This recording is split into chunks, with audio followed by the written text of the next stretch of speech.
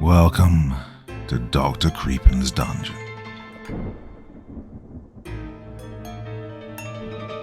Well, perhaps there are no safe places here or in the next life, as we may see from tonight's 3 strange, weird, and wonderful stories. Now, as ever, before we begin, my dear friends, a word of caution. Tonight's stories may contain strong language, as well as descriptions of violence and horrific imagery. If that sounds like your kind of thing, then let's begin. Since its discovery by Ferdinand Magellan in 1521, the Philippines has seen its fair share of horrors and tragedies. From the oppressive 300-plus-year rule of the Spaniards to the brutal occupation of the Japanese during World War II, the soil of the some 7,000 islands that dot the Philippine archipelago have been soaked in the blood and tears of countless Filipinos who wanted nothing more than to live peaceful lives. One of the darkest periods in the country's history occurred from the early 1970s up to the late 1980s. You see, in 1972, then-President Ferdinand Marcos formally placed the Philippines under martial law. This period was what many considered to be the lowest point in the country's history. While some revisionists and pro-Marcos factions still contest such a claim to this day, the consensus is that this martial law period saw various atrocities committed upon the Filipino people. What made it all worse, I think, is the fact that, unlike the Spanish and Japanese occupations, these atrocities were committed by Filipinos on Filipinos. The late strongman held an iron grip on the country. Free media was silenced. Propaganda reigned supreme, and billions were plundered from the national treasury, and human rights became nothing but an afterthought. Records are, at best, difficult to come by, but some tallies point to over 3,000 extrajudicial killings, more than 35,000 documented cases of torture, innumerable enforced disappearances, and over 70,000 incarcerations. Now, I'm not here to dwell on what the late dictator and his family did or did not do to this country, but a lot of people forget that the politically motivated atrocities were not the only tragedies that befell the country during this time. You see, in 1981, First Lady Imelda Marcos, in a bid to show off the cultural heritage of the Philippines, pushed for the construction of the Manila Film Center. The center was meant to host the 1982 Manila International Film Festival. The $25 million endeavor was supposed to not only showcase the cultural treasures of the country, but, if some are to be believed, also reinforce the classy, intellectual, and sophisticated image that the First Lady wanted to project. Construction began in 1981, and with such a tight deadline, work had to be done round the clock. Some 4,000 workers toiled for 3 shifts across 24 hours. Some records show that work intended to be done over the course of a couple of weeks were achieved in a matter of days. While I'll always commend the effort, competence, and sheer willpower of the Filipino worker, disturbing evidence shows that the speed at which they were able to work on the structure could not be completely attributed to their skill and hard work. Many believe that in order to meet the deadline and pocket some of the funding, the planners of the building used substandard materials and methods in the construction. Worse, it was alleged that in order to facilitate faster construction, floors were built even though the underlying concrete had yet to fully dry and take hold. All this culminated on November the 17th, 1981. At around 3 a.m., the upper scaffolding collapsed and around 170 workers plummeted to the floors below. From here, records are scarce, given that the government at the time had a complete stranglehold over the media. As such, it may well have been in their best interest not to divulge the true extent of the losses to life and property. Many have stated that the higher-ups sought to cover up the whole thing. In fact, rescuers, ambulances, and media personnel were only allowed on site some 9 hours after the incident, at which point many of the victims were already dead, having either been crushed by falling debris, killed by the impact of the fall, or as some witness accounts state, impaled on the steel bars below. One of the more grisly yet enduring legends regarding the film center revolve around what was done to those workers who fell from the scaffolding. It's a widespread belief that, in an effort to meet the 1982 deadline and to save face with the people, the entire accident was covered up, quite literally. It is said that construction was made to continue on the building. When asked what should be done about the bodies, workers were told to simply build over them. Many believe that the deceased, and even some survivors, were buried alive in wet cement so that the construction could proceed as scheduled. Whether or not this is true is anyone's guess. Officials involved maintain that the bodies of the deceased were recovered and given the proper rites, while eyewitnesses and workers insist that no such recoveries were made. Regardless, one thing is for certain. There are things still bound within the walls of the center. Patrons, workers, urban explorers, and ghost hunters all insist that they experience paranormal activities, ranging from seeing shadowy figures to hearing unnatural sounds during their stay in the building. Even the grounds around the center seem to possess such horror, since taxi drivers passing by have reportedly seen and at times picked up passengers looking bloodied and distressed, only to find the back seat of their cabs empty upon checking again. So, it's 2016, and I am a few months from finishing my first year in college. One particular class required us to group ourselves and make a documentary about anything in the city of Manila. We were a group of 5, consisting of myself, Rex, a high school friend of mine who also went to the same college, Tina, a rather shy girl, Modo, a loud upperclassman who was in the same course as Rex, and Kat, a similarly loud and brash girl who, I swear, cursed more than anyone I had ever met. After much deliberation, we decided on making a horror documentary, akin to shows like The Most Haunted Places on Earth, starring Linda Blair. Given that our school was located near a number of historical sites, we decided to narrow down our choices to 2. The chapel in our very own school, where hundreds of priests were said to have been beheaded during the Japanese occupation, and Fort Santiago, a nearby fort built by the Spaniards in the walled city of Intramuros. We eventually decided on the latter since we felt that we get bonus points for going out of our comfort zone, as well as the fact that Fort Santiago was a renowned historical site in the country.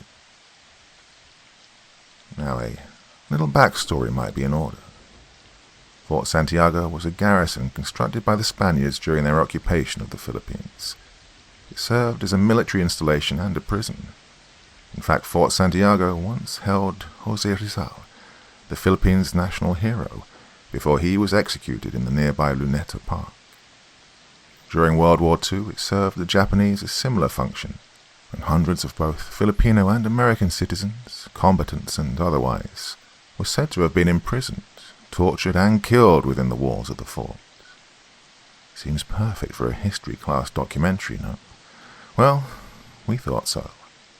That's why a week later we all got into cabs and made our way to the walled city of Intramuros to film what we thought would be an A+ documentary. Intramuros itself is magnificent to say the least. It's a city within a city. Towering walls of stone separate it from the rest of Manila. Stepping inside is like stepping into a time machine. Cobblestone streets as far as the eye can see dance and weave across the city. Similarly made stone houses and buildings dot the sprawling grounds, many of which have been beautifully preserved and now function as museums and tourist spots. Horse-drawn carriages called calesas can be seen everywhere, the hooves of the horses making a distinct sound as they strike the stone streets. Aside from a number of modern establishments, people wearing modern clothes and the occasional car, you wouldn't be blamed for thinking that you'd suddenly been thrust back into the 1800s. Unfortunately, the beauty of the place was only matched by our sheer stupidity. In our zeal to get this project over with, we forgot one very simple thing. Fort Santiago and much of the places in Intramuros were now technically tourist attractions and, as such, were bound by certain rules, namely an opening and closing time. The guard at the entrance told us we had arrived 15 minutes before closing time, obviously not enough to make a full-blown documentary. We begged with the guard to let us stay past closing, but he said his hands were tied. He directed us to the main office and told us that maybe we could strike a deal with the management officials. Sadly, nothing but a close sign greeted us as we arrived at the main office. Now, technically speaking, this wasn't supposed to be such a big deal. All we had to do was come back the following day. However, we were college students. Lazy, work-laden, busy, and lazy college students. We'd already planned to finish our documentary tonight, and none of us wanted to have to make our way back here the following day, or any other day for that matter. We just wanted this over and done with. As our group sat by the sidewalk weighing our options, I couldn't help but admire the way the walled city looked. Its cobblestone streets and towering stone buildings radiated a pale orange underneath the setting sun. Postcard-worthy is what I thought as I looked out at the scene before me. My preoccupation with the sight is probably what made me forget all about Kat, who'd apparently separated herself from the group and had just made her way back. "Guys, I think I have a plan B," she said, making us all look up. "My dad is he's kind of the caretaker of the Manila Film Center. It's not as nice as Intramuros, but I think it's an okay substitute. He said we can film there. Well, he'd even give us a tour of the place." Well, we all looked at each other, nobody saying anything for a few moments. Suddenly Rex jumped up and clapped his hands. "Yeah, that's perfect. Think about it. Our project is a horror documentary. People probably weren't executed there like they were here, but we all know how fucked up the film center was when it was getting built. Plus, it's an old abandoned building at night. Oh, it just screams horror documentary." We all realized just how perfect the situation had become. "I wish you'd given us that option at the start, Kat. We could already be halfway through our documentary by now if we'd gone with the film center from the beginning," I chimed in. We all had a quick laugh and immediately hailed an incoming taxi. The film center wasn't far from where we were, and we got there in about 20 minutes. The front of the center is what you'd expect from any big theater-oriented building. The main entrance is located in the center of a ramp. You can drive up either side to get to the main doors, or walk up a flight of stairs located in the center of the ramp. The building itself is massive, a white concrete structure designed to resemble the Parthenon. I say white because I guess that's what it was intended to be. Given the many years the building has left to rot and fester, you could clearly see dark green, almost black trails of mold and watermarks running every which way across the once pristine white walls. When we got down, I realized that I could finally ask a question, which had bugged me about the place for the longest time. "Kat, what does amazing show mean?" Referring to the red and blue letters which spelled Amazing Show above the entrance. Kat laughed and gave what was probably one of the biggest surprises of the night. Some company, I don't know if it's Filipino or not, kind of rents this place. They use it for a show or some production. I don't really know what to call it.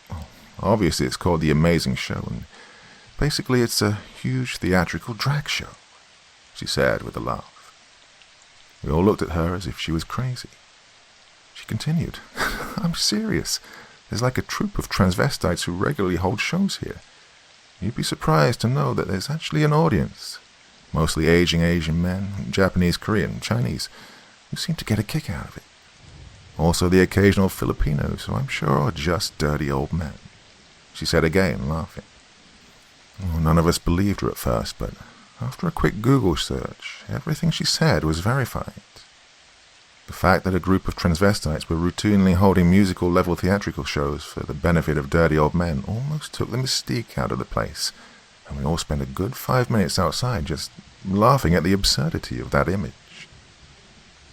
We eventually made it inside, and I must say I was pleasantly surprised. Far from the decrepit interior I was expecting, the lobby was just what you'd expect from any theatre. The walls were made of wood and obviously meticulously detailed. A number of posters showing old-school films hung from the rafters. 1 or 2 ornate sculptures served as additional displays across the lobby. The floor was carpeted with a velvety red cloth. I was honestly impressed. At the end of the lobby were a couple of massive wooden doors.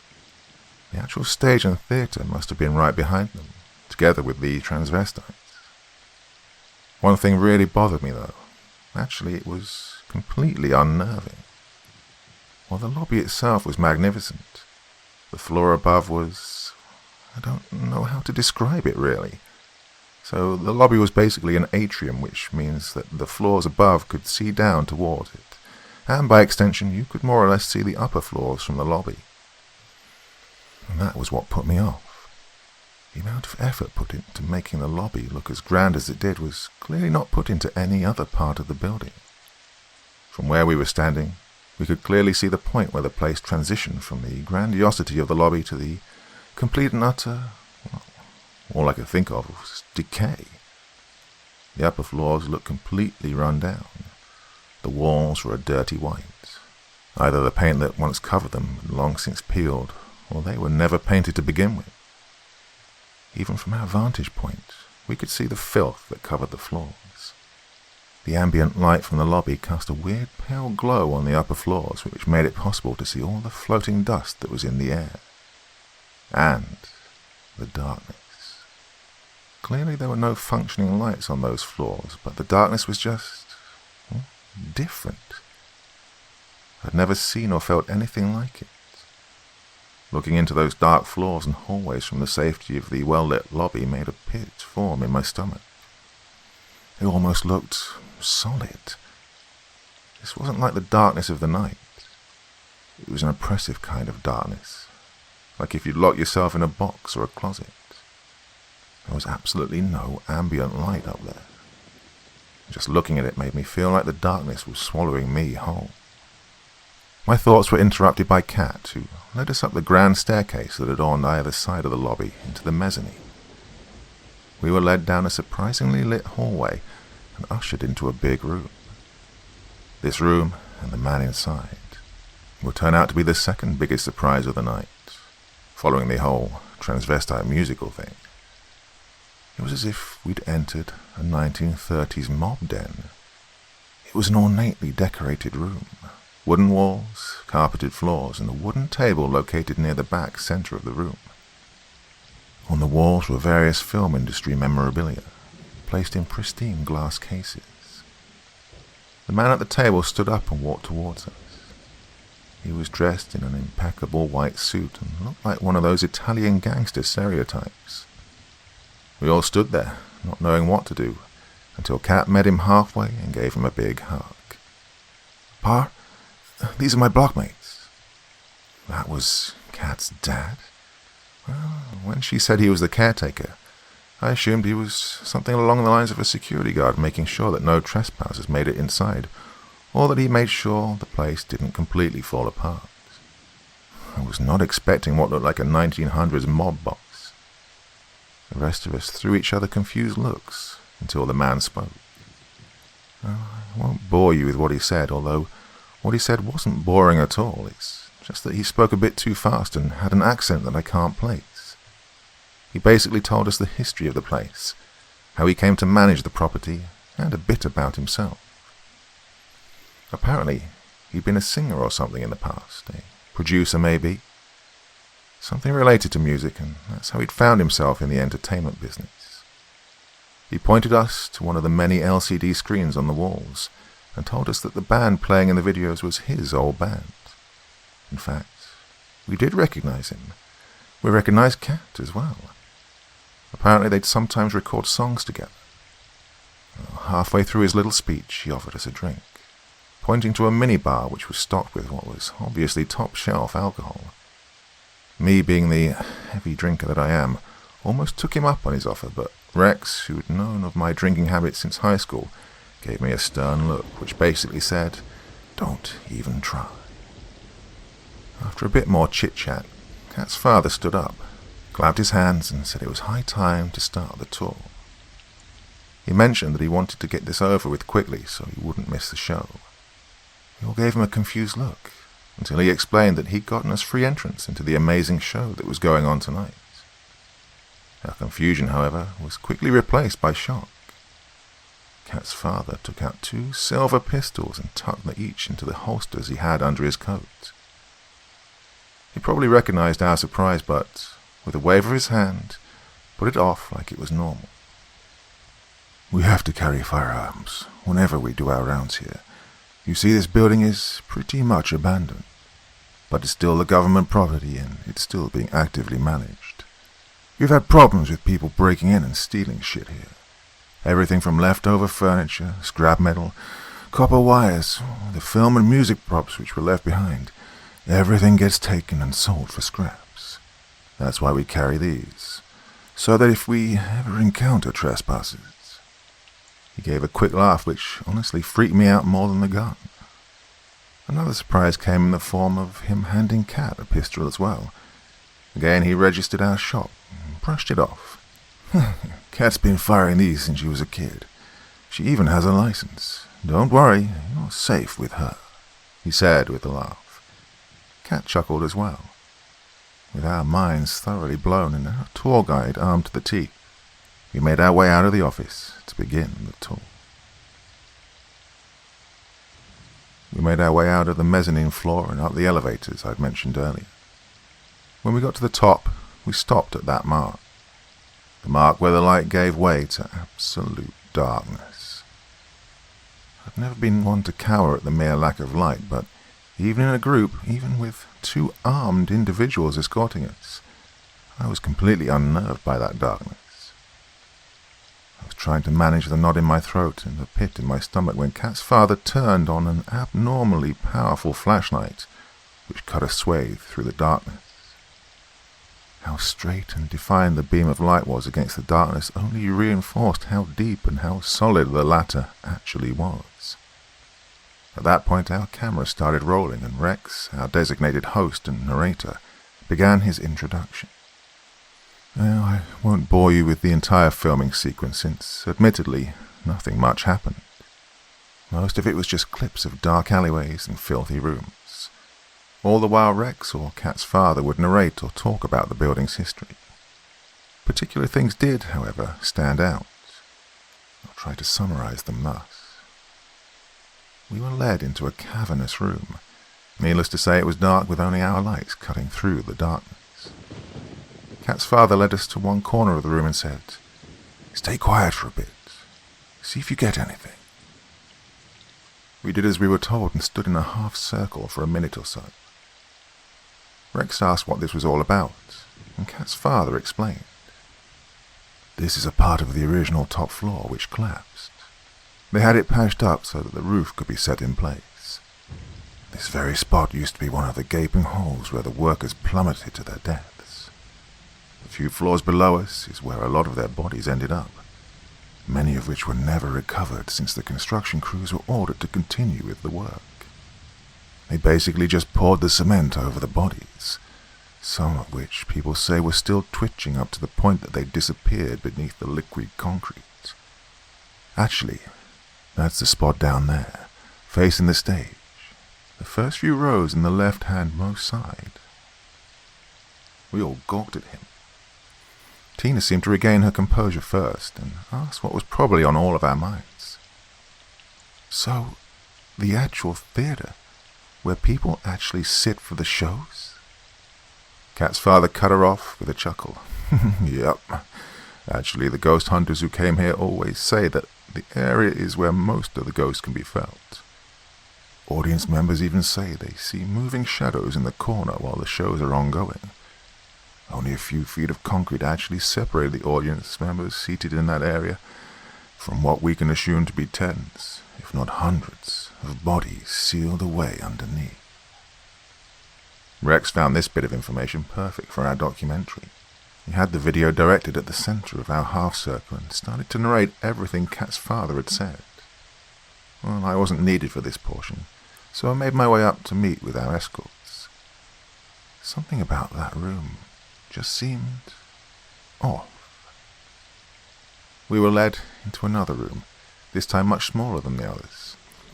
It was basically the size of a small condo unit with no windows and what seemed like scorched walls. For its size, the room itself was actually filled with a lot of garbage. Well, I say garbage because everything was just dusty and strewn about, but upon closer inspection, one might actually see why people would be willing to break into this place to pilfer stuff. All across the floor, leaning on the windows, in boxes by the corners, were film memorabilia. I counted no less than 17 old-school movie posters. Now, these obviously weren't your usual high-resolution printed posters. These were made at a time when posters had to be done by hand. A lot of classic Filipino film posters were scattered all over the room. I even recognized some of the films they depicted as being those my parents would often talk about. Aside from that, you had a number of costumes just lying around. There was also an old-school projector just sitting there on a table in the far end of the room, and still attached to it was a film reel. No doubt one of an old movie as well. It may have all seemed like garbage, but no doubt these items could fetch a decent price if sold to collectors. On the far corner also sat a mattress, a decrepit one at that. It was blackish brown and torn all over. Someone, I don't remember who, jokingly asked if it was being used for naughtier purposes by the groundskeepers. Kat's father, however, explained the history behind the room. This is where the old janitor used to live. You see that mattress there? He died right on that mattress. Apparently he'd somehow broken his back while on that mattress, and seeing as how this was in the days before cellular phones, he had no way of letting anyone know what had happened to him. When they found him, he was already in a state of decay, and given how humid this country can get, you can bet that the guys who found him parted ways with their lunch soon thereafter. Actually, if you look closely, you can sort of see the outline his corpse left. He basically melted into the mattress after all. He said that last bit with a little laugh. We weren't sure if he was kidding or not, but nobody was going to stick their face right up to the mattress to find out. Much of the tour involved pretty much what one could expect from a dilapidated building. Aside from those 2 key rooms, most of our footage just featured long, dark hallways with narrations being made either by Kat's father or Rex. Our tour soon ended and we made our way back to the lobby of the theatre. I'm pretty sure I was the only one to let out an audible sigh once we were back underneath the glow of the chandelier, but the look on everyone else's face, the armed escorts included, betrayed the relief that they also felt. After concluding the documentary, Kat's father escorted us into the actual theatre, where the amazing show was about to begin. Surprisingly, the theatre was pretty packed. Given the nature of the building and the type of show it was hosting, I honestly expected us to be the only people there. I was shocked to see that more than half of the seats were filled, mostly by aging men who looked like the kind I'd be very wary of having my daughter around. The show itself was, forgive me for the wording, amazing. This wasn't some drag show you'd expect to see in some seedy dive bar. I've seen actual plays on Broadway, and the production value of this show could just as easily match any theatrical show I'd ever seen. The stage was decorated with massive props resembling the face of a Victorian-era street. The performers were all decked out in ornate sequin costumes, and they all had magnificent singing voices. The choreography of their dances was top-notch as well. In fact, from the distance that we were sitting, one could even consider the performers beautiful or sexy. It was only when they actually made their way closer did you realize that, yep, these were guys. And of course there's absolutely nothing wrong with that, mind you. The performance ended and we all made our way to the exit. We thanked Kat and her father profusely for hosting us, and made our way to the dark street below. Modo, Tina, Rex and I were standing by the sidewalk waiting for a cab to pass, when Rex suggested that we go for a drink or two as a form of pagpag. For those unfamiliar, pagpag is a kind of traditional superstition wherein one who comes from a wake or funeral should first make a stop anywhere before going home. Could be at a bar, a restaurant, convenience store, hell, even just a gas station. The idea behind it was that if you didn't make such a stop, the spirit of the deceased you visited would follow you back home. I'm not one to turn down a couple of drinks, but I was pretty exhausted from the day's events, so I declined his offer. Moda tried scaring me by saying that if I didn't do the pug-pug, the ghosts of the film centre would follow me home. Being the aspiring lawyer that I was, I immediately pointed out the flaw in his reasoning. Pug-pug's done when coming from a wake or funeral, so that the ghost of the deceased doesn't follow you home. We didn't come from a wake or funeral. Plus, whoever died in the centre did so decades ago. I'm pretty sure pug-pug no longer applies. We all had a laugh and bid our goodbyes. I let the three of them take the first cab we hailed, and after a few minutes, I was in a cab of my own, making my way home. I don't remember much of the ride home, or what I did when I got back for that matter. All I know is that around 2:20 a.m., I was jolted from my dreamless sleep by an acrid stench. My first thought was, naturally, fire. My father's a bit of a nagger and would always nag me about making sure I don't burn down the house. It didn't matter if I was cooking on a stove, plugging in the microwave, or even just lighting a cigarette. I'd always be met with a cascade of reminders about not burning the house down. Naturally, being the hard-headed sob that I am, I'd always play off these warnings, but lo and behold, when faced with the prospect of roasting in my own house, those warnings came back to the forefront of my mind. I rushed to the kitchen to see if that's where the smell was coming from.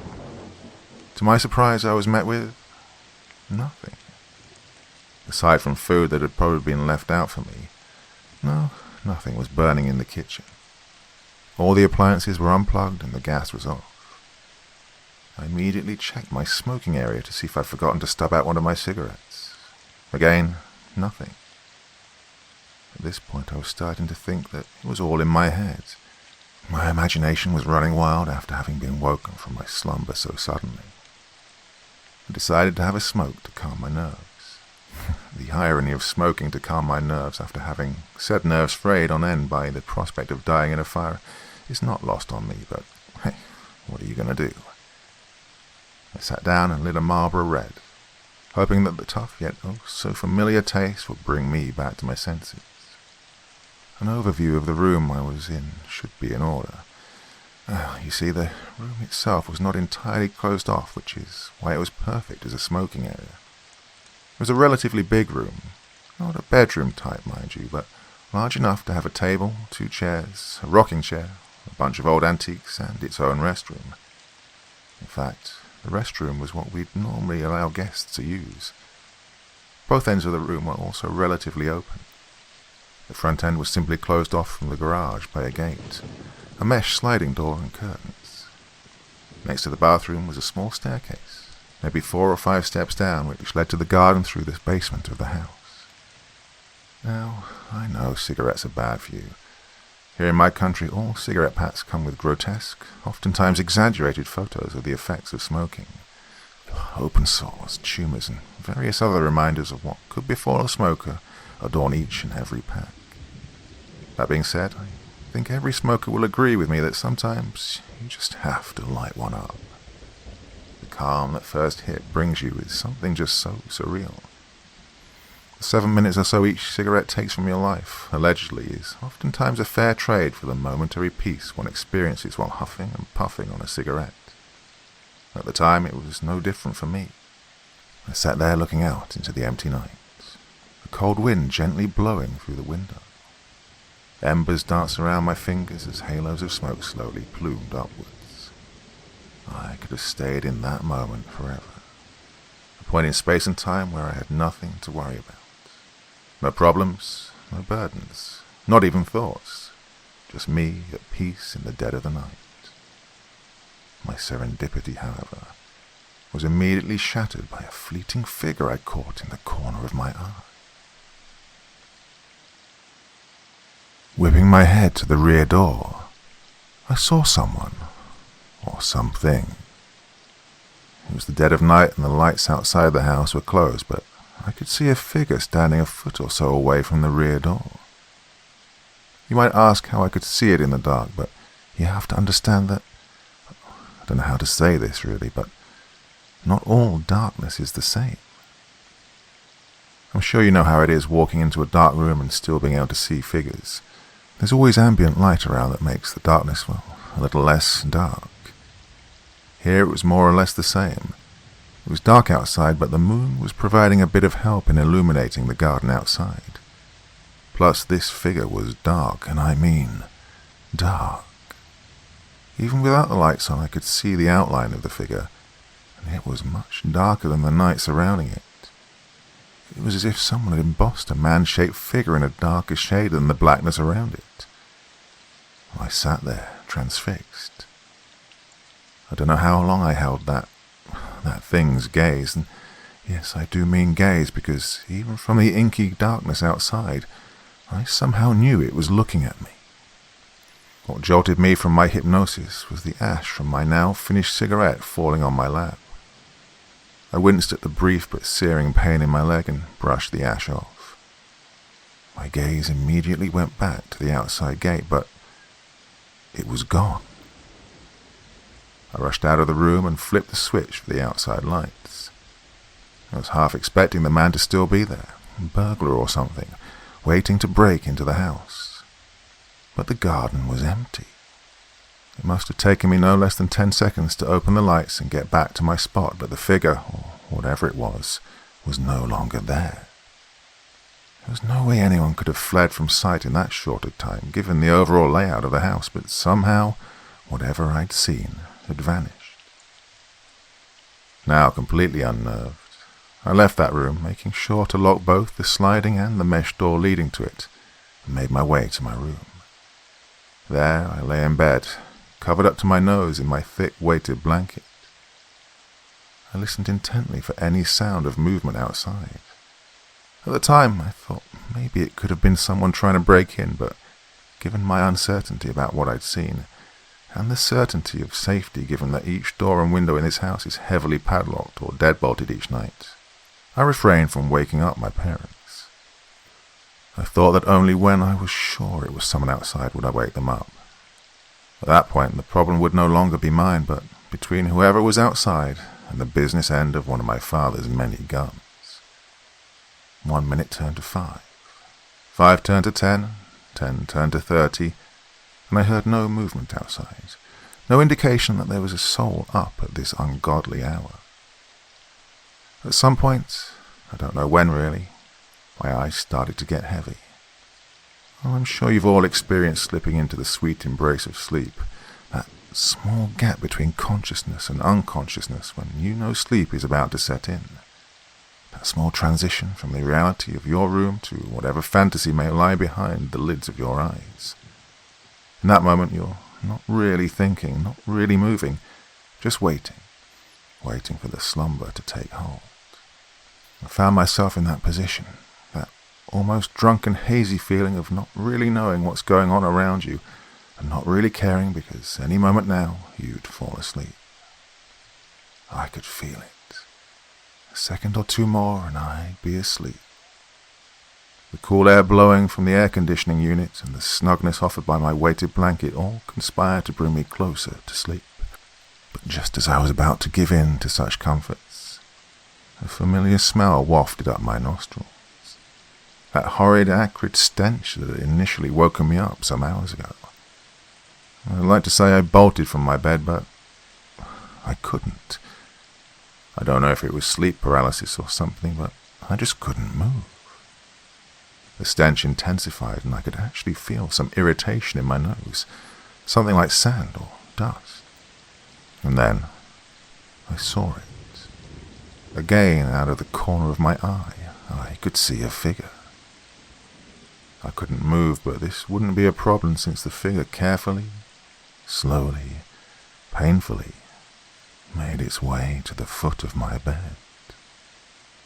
When it was squarely at the foot of the bed, I could see it in all its horrific glory. It was a man.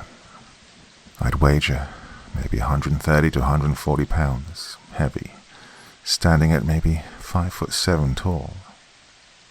He was wearing faded jeans, a loose white shirt, and a hard hat or helmet of some kind. His clothes were tattered. His entire body was covered in some kind of dust or soot. His face was grotesque. His eyes were dead, cloudy and milky, but still showing the redness of being bloodshot. The left side of his face was caved in. You could actually see the fragment of bone which lay sunken in the center of his cheek. His nose was, well, it was gone, replaced by a disgusting cavern in the center of his face. His lips were parted and revealed black and yellow teeth. What caught my attention the most was his hat, or what was left of it. The left side of the hat was almost completely destroyed. Underneath, I could see a massive gash in the man's head. It looked like he'd fallen right on his head and it split upon contact. Actually, it looked more like someone had taken a large blade, a machete maybe, and brought it down hard on his head. The gaping wound oozed a viscous black liquid. At first I thought it was blood, but having been a martial artist for most of my life, I knew what bloodied wounds looked like, and this couldn't have been that. A lot of people don't realize how sharp and bright blood can be once it first leaves the body. It's only when it has time to oxidize does it take on the dark crimson the movies have all shown us. And this liquid was thick, like honey, but black as the night sky outside. His chest seeped the same dark liquid from a large hole carved out of the left side. The hole itself was jagged with skin, muscle, and bone matter jutting outwards. Either someone had actively ripped out a chunk of this man's chest, or he was impaled by something from behind. For an eternity, we held each other's gaze. What felt like hours passed before finally the man started to move. He started to move towards me. He climbed on top of the bed and slowly crawled over me. I wanted to move. I wanted to scream. I wanted to do something, anything to get this thing off me, but I couldn't. His stench was overwhelming at this point. I'm pretty sure if I could have moved, I would have been throwing up. My eyes watered and my nose was on fire from the assault on my senses. Finally, I came face to face with the man. He was lying right on top of me, his body being supported by his left arm while his right hand was on my shoulder. A heavy, cold, dead hand on my shoulder that felt like all the weight of the world had been burdened upon me. I didn't know if this was sleep paralysis, a nightmare, or reality, but I was terrified. In my head, I was crying, begging for this to end. My thoughts, however, were silenced when the man started talking. I say talking because what came out of his horrendous mouth weren't words so much as garbled sounds. I strained to understand what he was saying, what was happening, what all this was, when I suddenly felt something caught in my throat. Didn't know what it was at first. It felt like a slight itch, but then, ever so slowly, that itch turned into a searing pain. It was almost as if I'd swallowed a handful of sand and the rough particles were tearing at my insides. The taste was bitter and chemical, but that was the least of my concerns. My throat was burning and I was slowly finding it harder to breathe. I was gagging. I tried to scream, tried to cough, hell, I tried throwing up, but I couldn't move. The pain was becoming excruciating. A thick sludge of something was clogging up my throat and I was trying to gasp for air, but the reprieve of a full breath escaped me. I was slowly losing consciousness. The darkness around my field of vision slowly started to expand. And the last thing I remember seeing was the man's cold, dead eyes. I woke up falling. I don't know where, when, why, what. My thoughts were a blur. All I know is I was falling. The night sky above me slowly being swallowed up by the edges of whatever hole I'd fallen into. Before I could get my bearings, something slammed into the left side of my face. The pain was instant and excruciating. I could feel the shattered bones in my cheek move as I continued to fall. Finally, I slammed hard into the ground. I tried to move, but I couldn't. The fall had no doubt broken my back, but something else was keeping me in place. I looked down to see a large piece of rebar jutting out from my chest. Bits of my white shirts and what I could only assume to be bits of me were dangling from the edge of that sinister piece of metal. I looked up to see a part of the night sky now, framed by the gaping hole caused by the collapse of the top floor we were working on. I saw a bit of the scaffolding jutting out from one of the lower floors, no doubt the same scaffolding that I'd struck with my face on the way down. All around me I could hear chaos. The sound of debris falling resonated throughout the chasm that had consumed me. I could hear people, voices, familiar voices, screaming, crying, cursing in agony. I tried to talk, but all I managed to release was a vile mixture of blood and whatever dust I'd swallowed from my tumble. I lay there, listening to the people around me, none of whom I could actually see. After a while, the noise started to die down. At first, the cacophony of sounds just seemed to get a bit softer. Over time, however, all the noise ceased. All I could hear was the intermittent sound of rocks slowly crumbling around me. Hours must have passed until I heard more voices. Voices not around me, but some distance away. I couldn't understand what they were saying, but I could make out some of the words. No time. Still have a deadline. Survivors. Can't let the media. What do we do now? Cover it up. It might still be alive. Pour it over. Continue. They won't know. Hours more passed before I finally felt something other than the pain radiating around my body. At first it just came in drops, then trickles. Now it was raining down all around me. A thick, clumpy liquid feel on my face. I knew from experience just what that was. Liquid cement. In a matter of minutes I was covered in it. The cement was being poured from massive tubes lying in the top portion of the hole the collapse had made. I tried to scream, tried to tell them that someone was alive down here, but my meek cries were drowned out by the sound of the cascading cement. I screamed and screamed, but to no avail. And soon the cement was up to my face. The rest of my body lay submerged in the viscous substance. Already I could feel the weight of the liquid constricting my body. I tried one last desperate scream, but that just gave the liquid the opportunity to enter my mouth. I choked on the thick substance slowly, making its way down my throat, and the pain was unbearable. My insides burned, and I could feel the particulates shredding my insides. Pretty soon, I too was almost completely submerged. The cold, viscous substance slowly hardening and welcoming me finally into the sweet and welcome embrace of death. I woke up with such a jolt, and I managed to fling myself right out of bed. Beads of sweat ran down my face as I gasped for air. I whipped my head around to get a bearing of where I was. I was in my room.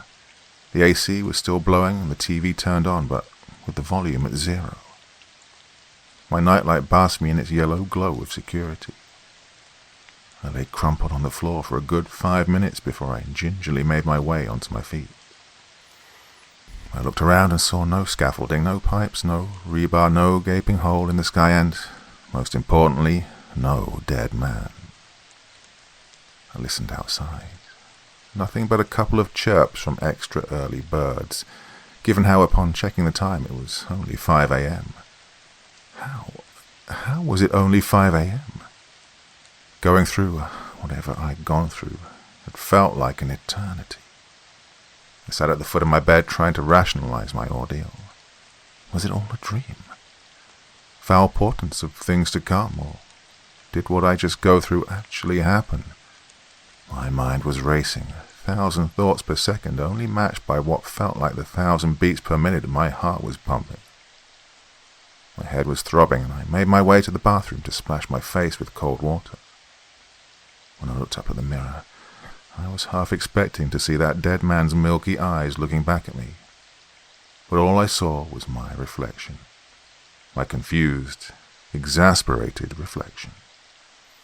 I had no idea what had just happened, and just like any smoker who finds himself in a bind, I went out to light a cigarette to help clear my thoughts. It was around 5:15, and the sky was just starting to turn a deep bluish-violet hue, signaling the impending rise of the sun. More birds were now chirping. I could even hear some of my neighbors start to move about their houses.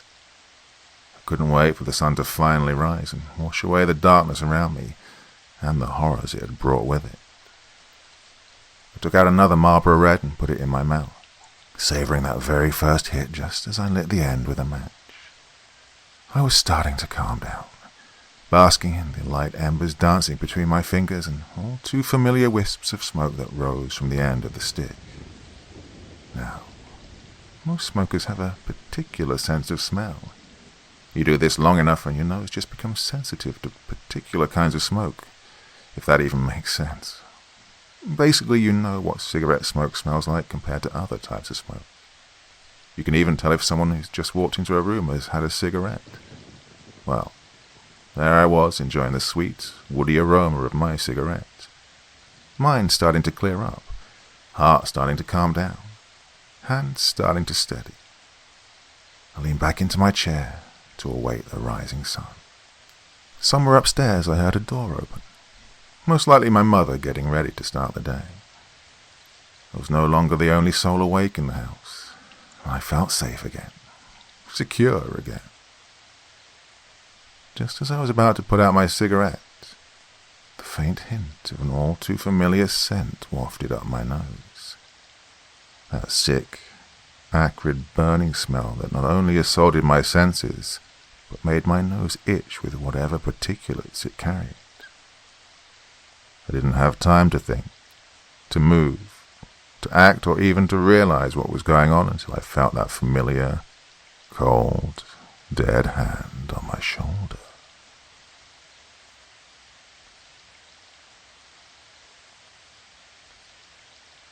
Good day, prospective evolutionist. You're reading this because you believe the human species is on the decline. You believe there's only one logical path forward. The human species must evolve.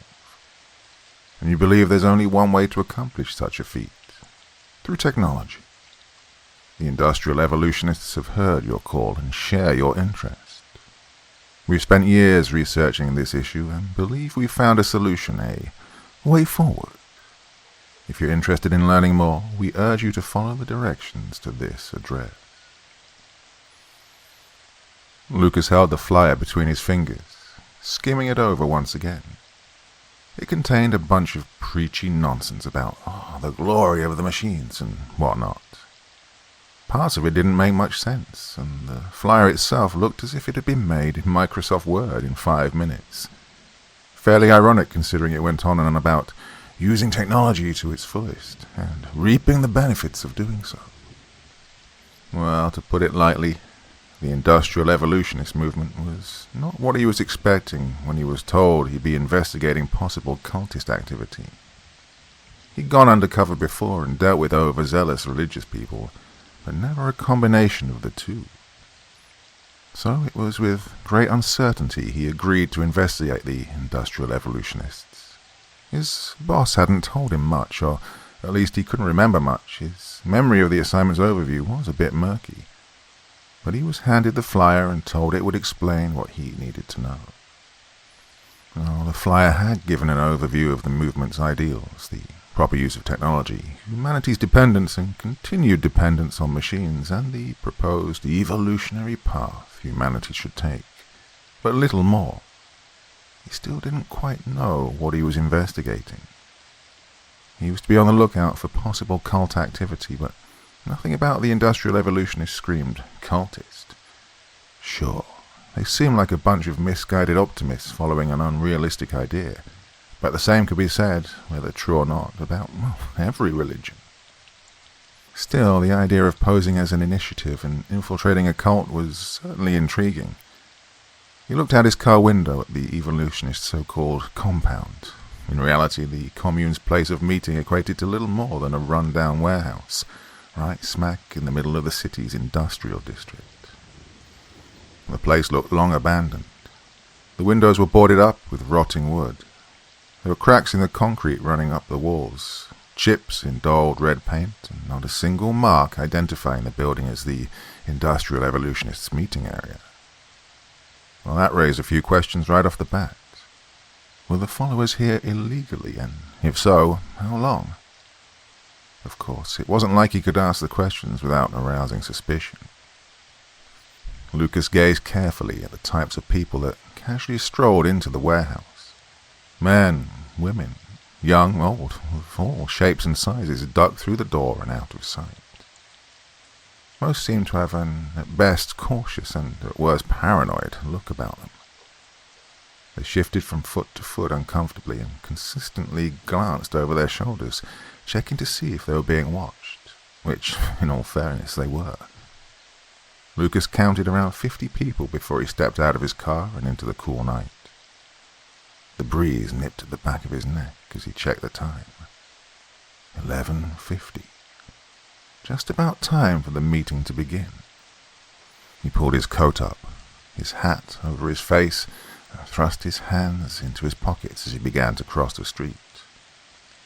He didn't make it far, however, before he felt someone crash into him from behind. He whirled around instinctively and saw a young woman, her head mostly obscured by a grey hood, smiling up at him in embarrassment. "Sorry," she exclaimed quickly. "I wasn't paying attention, and you just jumped out of your car, and I totally didn't see you there." Lucas smiled back calmly, wanting to have a friendly demeanor towards these followers. "It's all right," he said coolly. "Hey, I'm actually fairly new here. You part of the Industrial Evolution movement? I could use some directions and guidance if you could." He motioned to the warehouse, letting his words trail off. "Oh, no, I'm not. Well, I am, but I don't." She hurriedly fished a crumpled flyer similar to the one Lucas held out of her pocket. "This is my first meeting, too. I mean, I got this letter about a week ago, and it seemed kind of interesting, and I wanted to learn more, so, well, I came here. This is the right place, right? I mean, I know you just said it." "Well, assuming the address on that paper is correct, then, yeah, this is the right place." "Right, but I don't know, it just kind of seems gross. It's all broke up and ugly. I don't know. I just kind of expected more. Hey, if you don't mind me asking, where did you get your letter? You do have one, right? A flyer like this?" She held up her paper. "Oh, I got one in the mail, like you."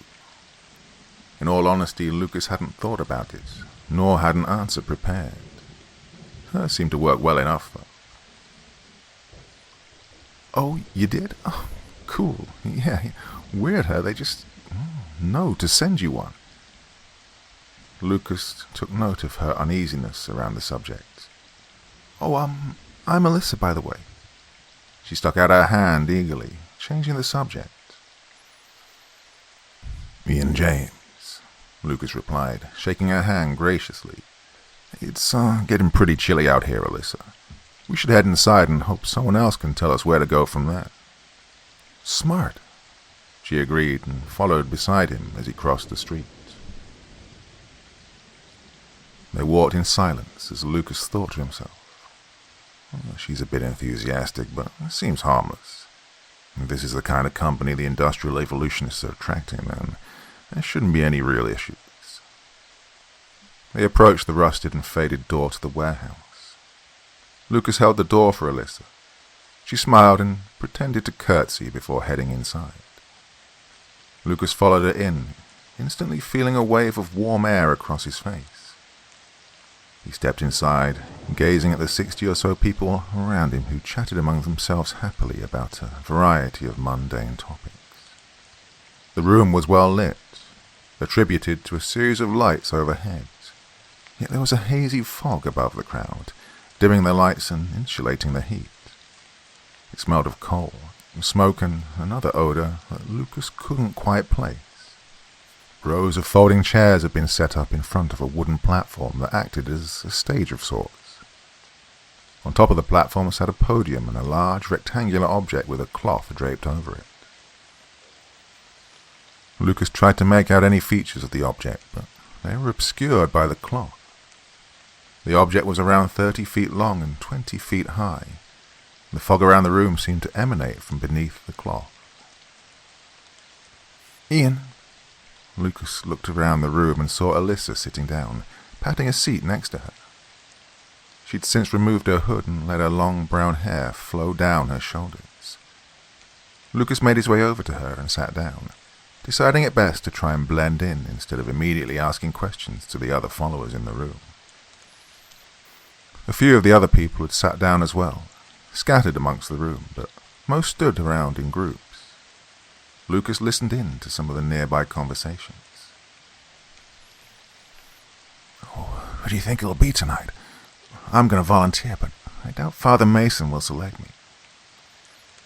"I see there are some new people here. It's good to see that the movement has expanded its appeal. God knows we all need them." "Sacrifice? No, it's a merging of one being into another. Sacrifice is too broad a term." That last one made Lucas a bit wary. Most casual conversations didn't revolve around the term sacrifice. He wished he knew what led up to that line, but couldn't directly ask without raising suspicion. Something was wrong, but he didn't have any evidence or idea as to what was wrong. He didn't let this concern show on his face, however, instead staring straight ahead, emotionless. After a good while, he turned to Alyssa, who'd been humming an uneven tune to herself amidst the commotion. "So," he began, catching her attention, "do you know anything about the industrial evolution movement?" She scratched the back of her neck and paused before answering. "Not much. I read what the letter said and decided to do some further research over the internet, but, well, that's about it. I get the gist about what the movement's about, but not much more than that." "Oh, really? What did you find online?" "I didn't even think to look anything up." Truthfully, Lucas had done extensive research over the internet, but had been unable to find any mention of the industrial evolutionists. He was surprised and a bit suspicious that Alyssa had dug anything up. "Well, as you can probably guess by the name, it's an extension of the Industrial Revolution, or at least the basic idea of the revolution. Machinery revolutionized and continues to improve the human lifestyle, so..." Wait, no, that's a bad way of putting it. Okay, so think of it like this. Machinery is a natural extension of humanity and thus should be the focus for advancing the human species. It's the next step in evolution. Does that make sense? "Sure." "Good. Well, that's the core belief behind the movement. There are some..." Her tone grew uncomfortable. "Other parts of the movement centering around the worship of some grand machine entity, but I didn't think that was really..." Now Lucas was interested. "Hang on. What kind of worship? Tell me about this entity." "Oh, a name kept popping up as I read through the articles. Societies. I don't really know anything else." "Who is this Societies? Some kind of god? Demon, maybe?" "I don't really know. I think demon would be closer than god, but that's probably not the best term to use." "Hail, Society, the infernal machine." Lucas and Alyssa turned to the voice behind them and saw an older, grimy man coming towards them. His face was stretched wide in an eager grin and stained with sickly grey patches blotted all over. He placed his hands on Alyssa's and Lucas's chairs, and Lucas could see that they were covered in grey patches as well. "Always good to see a few fresh faces," the man continued. "I'm Father Mason, by the way. I lead the industrial evolutionists. I'm quite surprised in your knowledge of us, young lady. Most come to these meetings without any advanced knowledge of the movement, but I can see that you've done your research." Alyssa smiled at him without saying a word. "Oh, I'm Ian, by the way," Lucas said, breaking the silence. Father Mason smiled at him and nodded. Lucas continued. Ian Jameson. This is Alyssa. So, can you tell me more about Societies? I wasn't aware of his part in this movement. I find your desire for knowledge quite refreshing, Mr. James. Just sit tight and listen in to the sermon, and all of your questions will be answered. Lucas smiled and nodded before holding out his hand. All right, will do. Well, I look forward to learning more about this movement. Father Mason shook Lucas's hand. As do I look forward to teaching it. It was nice meeting you two. I hope you stick around for the entire sermon. With that, he walked towards the platform, stopping every now and then to greet and chat with the other members of the crowd.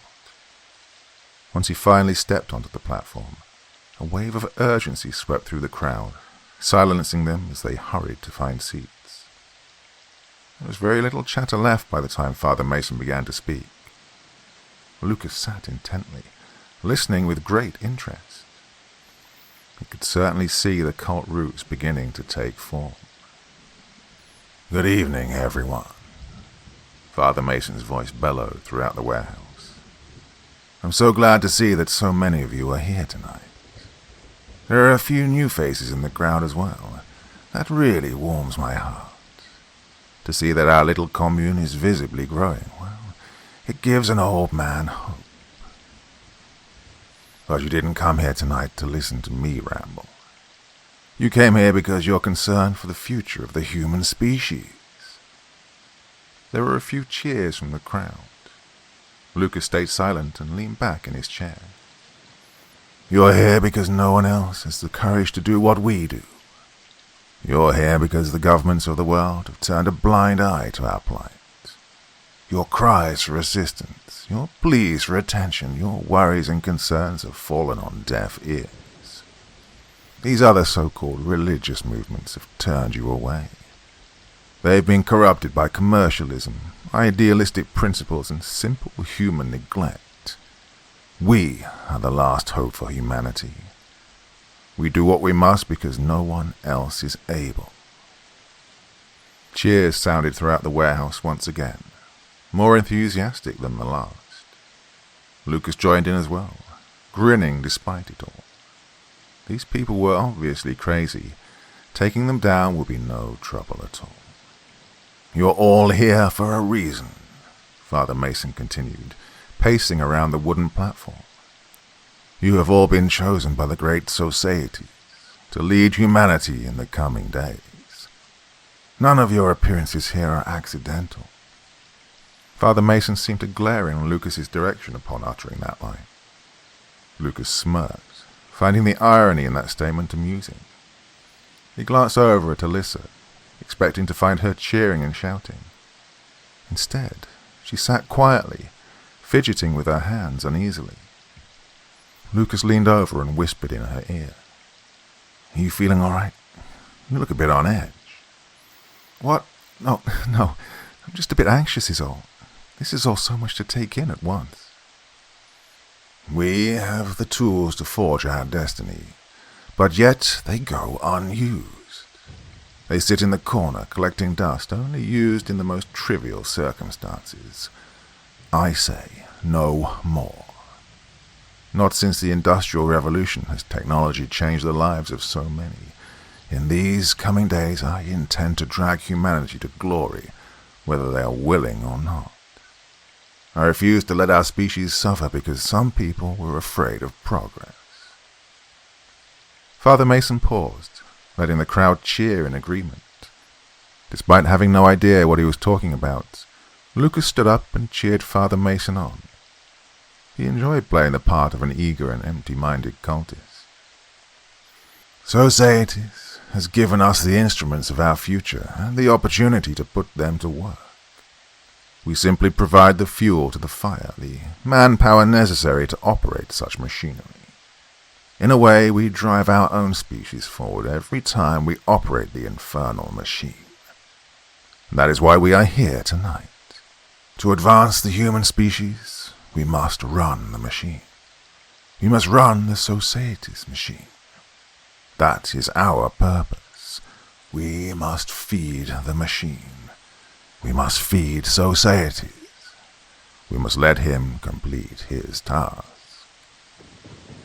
Amongst the praise for societies, Father Mason removed the sheet from the object on stage, revealing a large mechanical contraption. It was a large piece of industrial machinery, a steel box full of numerous exposed, turning gears and cogs. Dials and gauges lined the side, next to a series of pistons and pipes leaking steam. Sparks danced from loose wires, and the fog that covered the room emanated from a smokestack near the top of the machine. There was a large turning crank on the side of the machine, connected to a large sequence of gears and belts. There appeared to be an input chute of sorts near one of the ends of the device, large enough for a person to squeeze through. The apparatus emitted a muffled humming sound, amidst the clinking sounds of metal smacking upon metal. Lucas sat back in his chair and examined the scene before him. The rest of the crowd was ecstatic, some leaping from their chairs and attempting to approach the machine, to which Father Mason shooed them away. The room filled with a thicker haze, and the sounds of machinery appeared to grow louder as the crowd's combined voices rose. Alyssa sat back, eyeing the machine on stage curiously. Lucas was a bit concerned about the machine's purpose, but tried his best to hide it.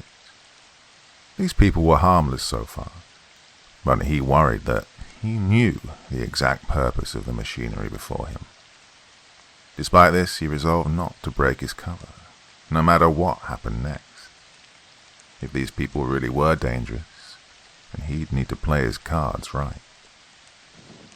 Not what you were expecting, huh?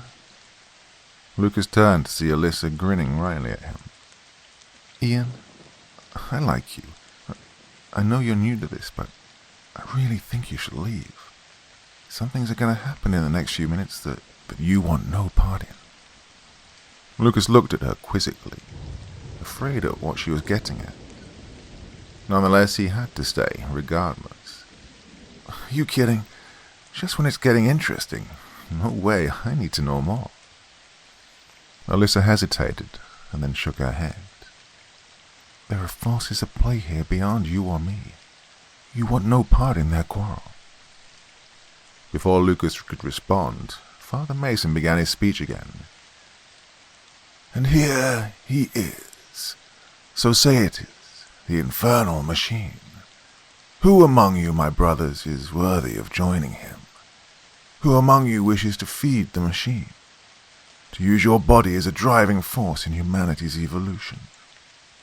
Who among you wishes to throw your body upon his gears and into the pits of eternity? Numerous figures in the crowd shot up, raising their hands and begging for the opportunity. Lucas sat still, breaking into a cold sweat as he dreaded what was going to happen. Father Mason gazed around the room, pointing at various followers and shaking his head. After about a minute of this, he held up a hand, urging silence, and continuing his sermon. I appreciate your eagerness, my brothers, but tonight is a special occasion. You see, there is a special guest among us. Societas has sent us a body. There were hushed murmurs among the crowd. Lucas kept his head down and his eyes fixed on the machine, trying to avoid suspicion. He was confident that he hadn't been detected. It wasn't possible. There was no way they could have detected him, right? Father Mason paced around the platform before settling down behind the podium. He gazed directly at Lucas as he spoke. Yes, this person may believe they have infiltrated our inner sanctum, but they are only here because Societas wills it. This person has been sent to us to serve not only as fuel to the machine, but as an example, to show that we are not a force to be trifled with, to show that Societas holds the power, to show that we are the future of humanity. Lucas gulped and looked around quickly, searching for the nearest exit. There stood around 30 people between him and the door. If he made a dash for it in the next few seconds, he might have a chance. He turned to stand up, only to see Alyssa had risen from her chair as well. She moved in his direction, brandishing a sizable pistol in her hand. Thinking quickly, Lucas leapt at her, reaching for the gun before she had a chance to train it on him. She yelped in surprise, and the two fell to the ground, fighting for the weapon. Alyssa grabbed at the gun and tried to roll away, but Lucas managed to pin her arm and wrestle the gun away. "What the fuck are you doing?" Alyssa snarled. "You're going to ruin everything." "I'm not letting you crazy bastards anywhere near me." Lucas stood up, pointing the pistol at the nearby followers who had risen to investigate the commotion. He slowly backed his way towards the door as the crowd moved to clear a path for him.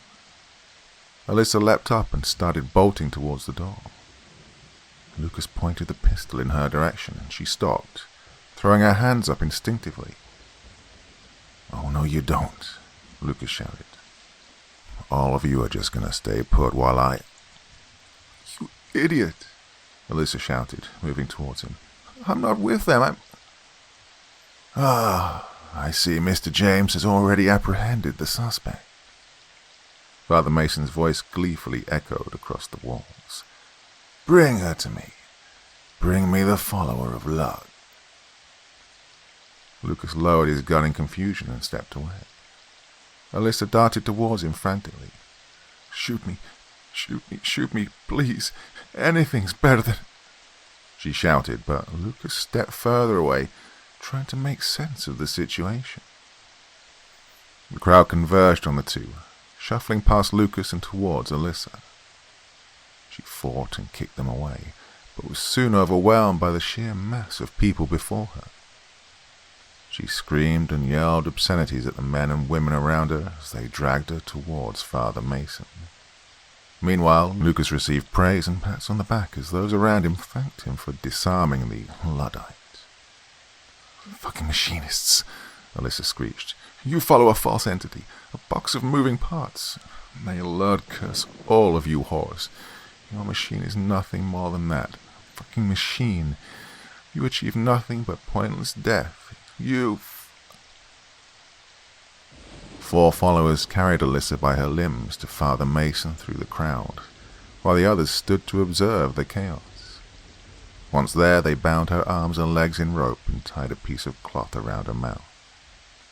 She bit down and attempted to scream more curses at them, but Father Mason's voice overpowered hers. "Ah, it is true.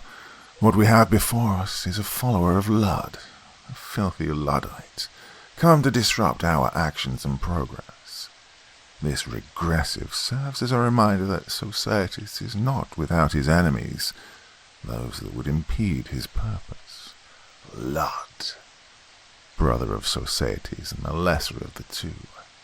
This demon, this creature, this negative force cannot be bothered to confront the infernal machine directly, so he sends his minions to do his work for him. But they meet the same fate as Lud would. They throw their lives away in a senseless attempt to turn off the machine. We will not let them. We will keep the gears turning. We will keep Societas satiated." The rest of the industrial evolutionists cheered and called for the machine to be run. Alyssa struggled against her bonds as the followers on stage picked her up and carried her to the input chute. Lucas stood frozen in shock, trying to comprehend what was happening. This was his fault, wasn't it? If he hadn't... No, there was nothing he could have done. He then remembered the weapon he held in his hand and ran towards the stage. He pointed the pistol at Father Mason and shouted for the followers to release Alyssa. They paid him no heed and placed Alyssa in the input chute as she tried to wriggle free. She looked at Lucas, her eyes wide in fear, and attempted to say something, but was unable to. Father Mason moved towards the crank, but Lucas kept the pistol trained on him. Father Mason stopped and grinned at Lucas. "Mr. James, excuse me, Lucas, please put that down. Wait, don't look so surprised. The machine tells me many things. I know who you are, I know what you're doing here, but more importantly, I know what you're going to do next. You have no part in this.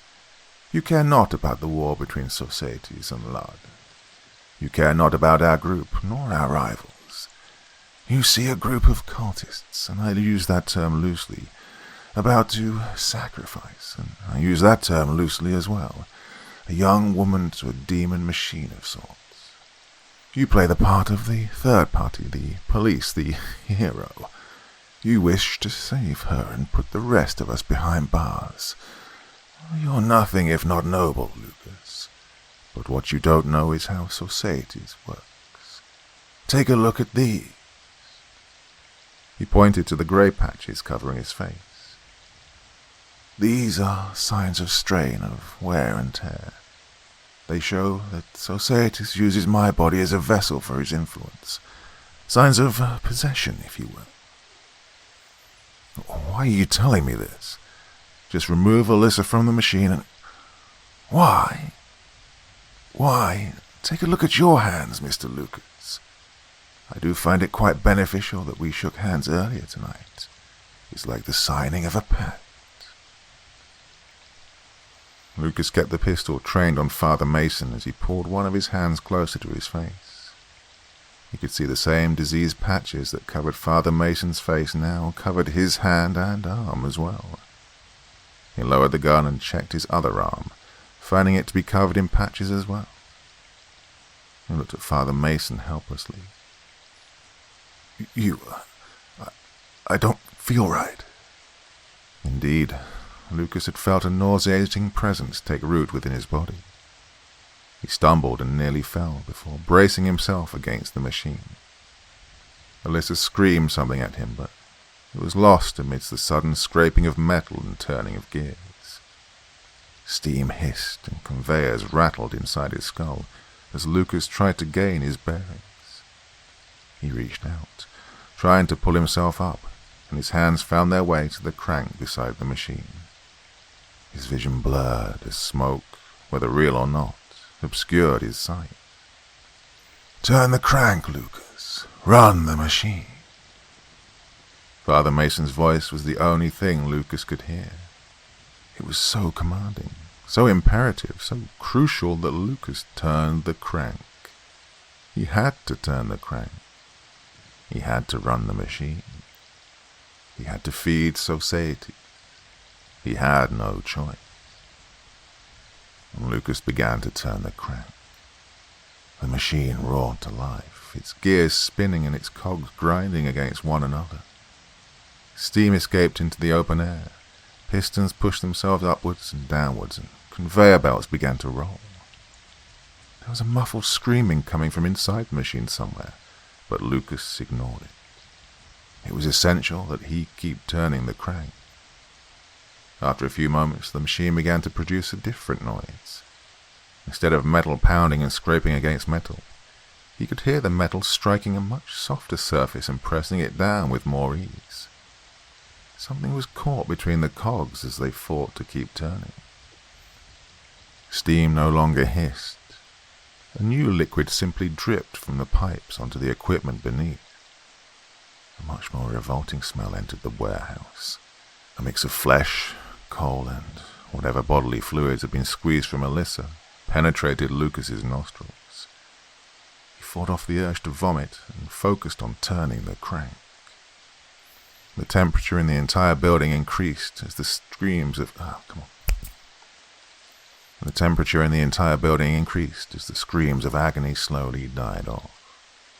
The crank became increasingly more difficult to turn, as if Lucas was actively fighting against something in the machine.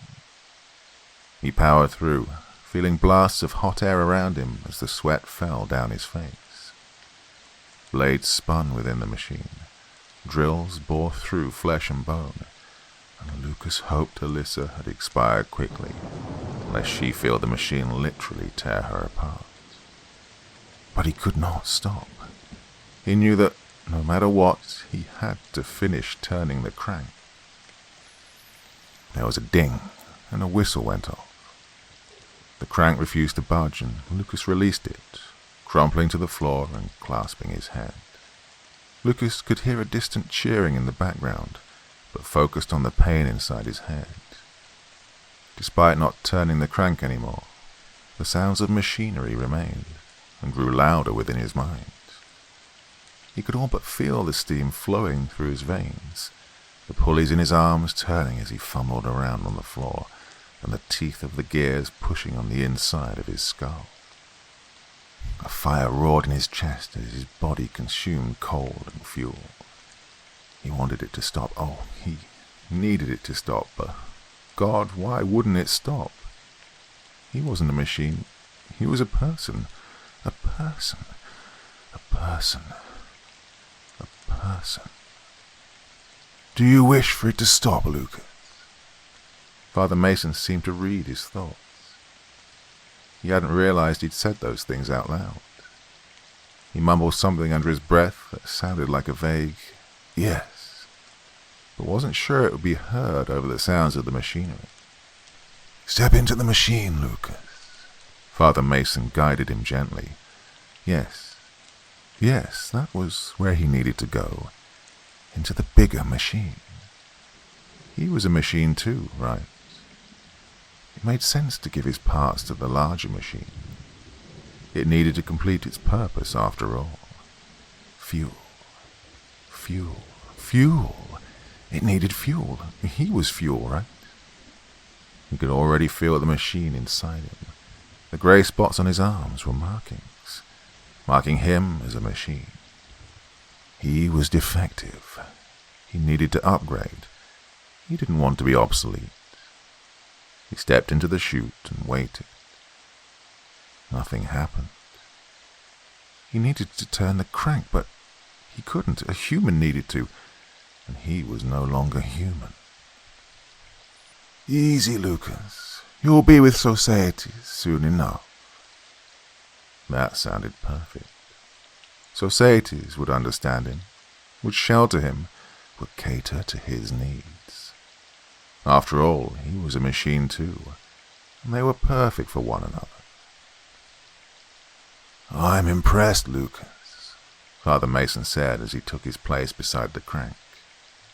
Most people go insane after possession, but not you. You're very strong-willed, and you have a place with society. What you don't know, Lucas, is that this machine isn't society's. This is the delivery chute. He's more glorious than you can imagine. Hail, societies, the infernal machine. His words were repeated by the other humans in the room, but not Lucas. Lucas braced for the embrace of society. As Father Mason turned the crank, Lucas slid down beneath the machine and caught a glimpse of the true entirety of society. The society's machine stretched on for miles beneath the earth, filled to the brim with moving parts and machinery. Bits of flesh clung to it, and it almost seemed sentient.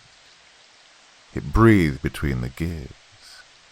You could see him between the gears. It talked to him between the gears. But Lucas knew better. It was nothing more than a machine. He couldn't have been alive.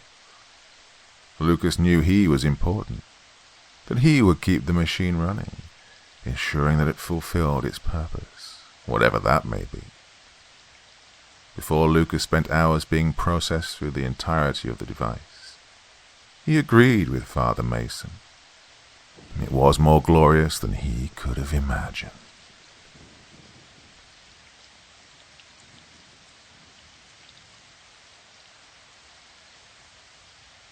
My name is Marcus Taylor. I work, or rather I worked, as a research assistant to Dr. Elizabeth Ford here at the Colton Institute. If you're listening to this, then you either work for the hospital as I do, or you came across this recording by some other means. Either by chance or on purpose, it doesn't really matter. At least, I got it out. If you know Aaron Nelms or have heard of him, please let his family know that what I am about to tell you. In fact, if you know any of the patients at the Colton Institute, please get them out. Talk to their families if they have any. They should know the danger that these people are in. The danger I am in. It's 9:30 and the rain outside is coming down hard tonight. I wanted to have more time to explain things properly, or to really make you believe what I have to say. Yet, with things as they are, these scraps of notes are all I can offer.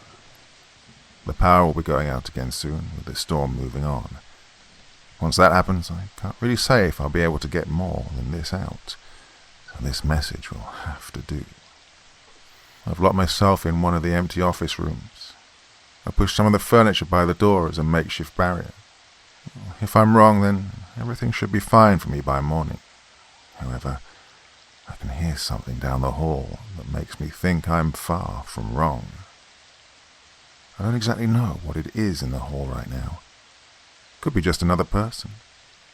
Yet no one else is supposed to be in this area at night.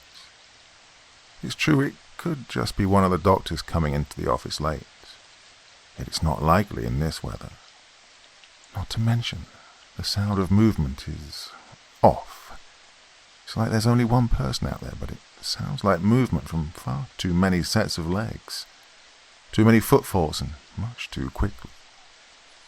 Alright, I think things are quiet now for the most part. The rain's hitting pretty hard now. Some places get snow in January, but not here in Louisiana. We get this cold torrent of rain instead. I never did get accustomed to this state's weather. I only moved here because I thought I could really make a change for the better with the work they were doing here at Colton. I thought I could change the world someday. I was wrong. I worked with a grad team on a project dealing with Alzheimer's prior to this. We thought we'd found promising results that would let us slow down the effects brought about by the disease.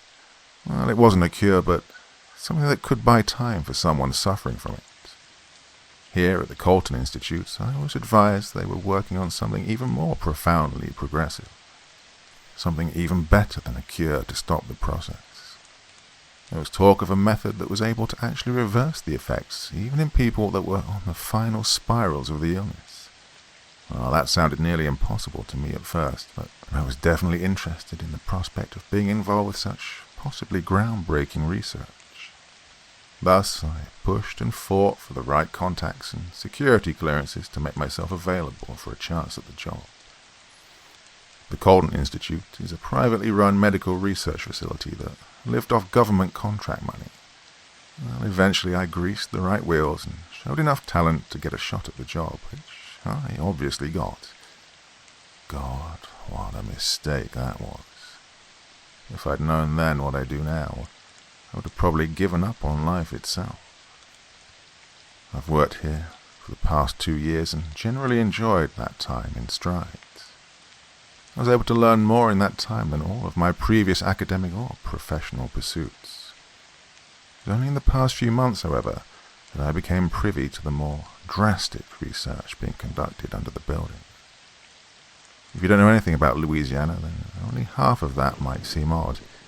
You see, here on the outskirts of New Orleans, where the Colton Institute is located, there are no underground facilities, or rather they are very rare.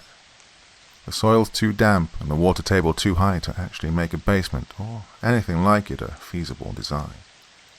Yet here at Colton, there's a fully operational research facility underneath the main building. It's not particularly large in reference to the main site, but it has enough to get work done, away from the light of prying eyes. I made a good name for myself and was also known for keeping my nose clear of problems.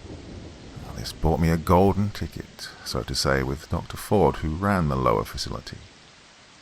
I still remember being so proud of myself when she asked me to join her personal research staff. I didn't know what they were working on at the time, but the woman was a rock star in the building, a spectacularly brilliant asset to her field. I was overjoyed to have a chance to learn from her. I did find it a bit odd back then when she stated I had to come back in after hours to tour her lab. It was around 7 at night when I came in. Just about everyone had gone home right at 5, so it was pretty much empty. Dr. Ford let me in the main lobby and walked me to a room that seemed to be set aside for spare parts and other maintenance needs.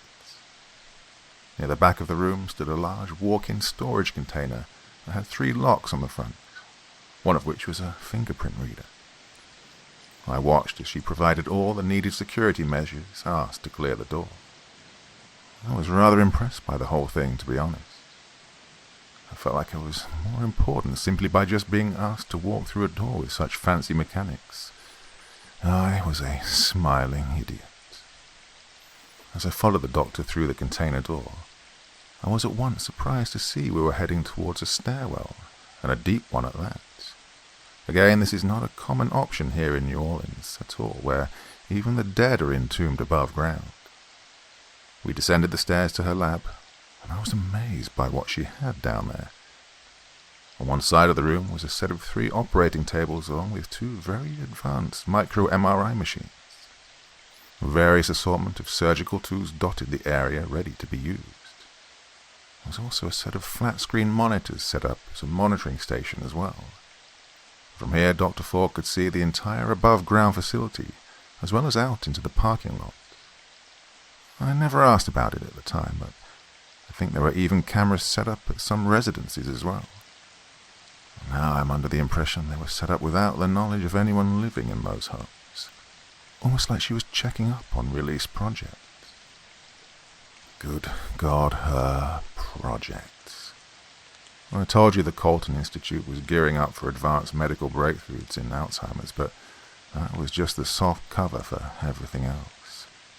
The real work being done here is quite altogether apart from that. You see, the other side of her room downstairs held something else. There were 5 holding pens, or cages really. At the time there was nothing inside them. I asked right away, more with my eyes than my voice really. Dr. Ford said they were just temporary arrangements until other, more comfortable methods could be utilized. I wanted to ask more questions about what I was seeing. I thought I spotted something like dry blood in one of the cages. Right there, and I could have spoken up or gone to someone, yet instead I let it fall back into the naive ideals of dreams to come. In the weeks to come, I was asked to work on various aspects of her research.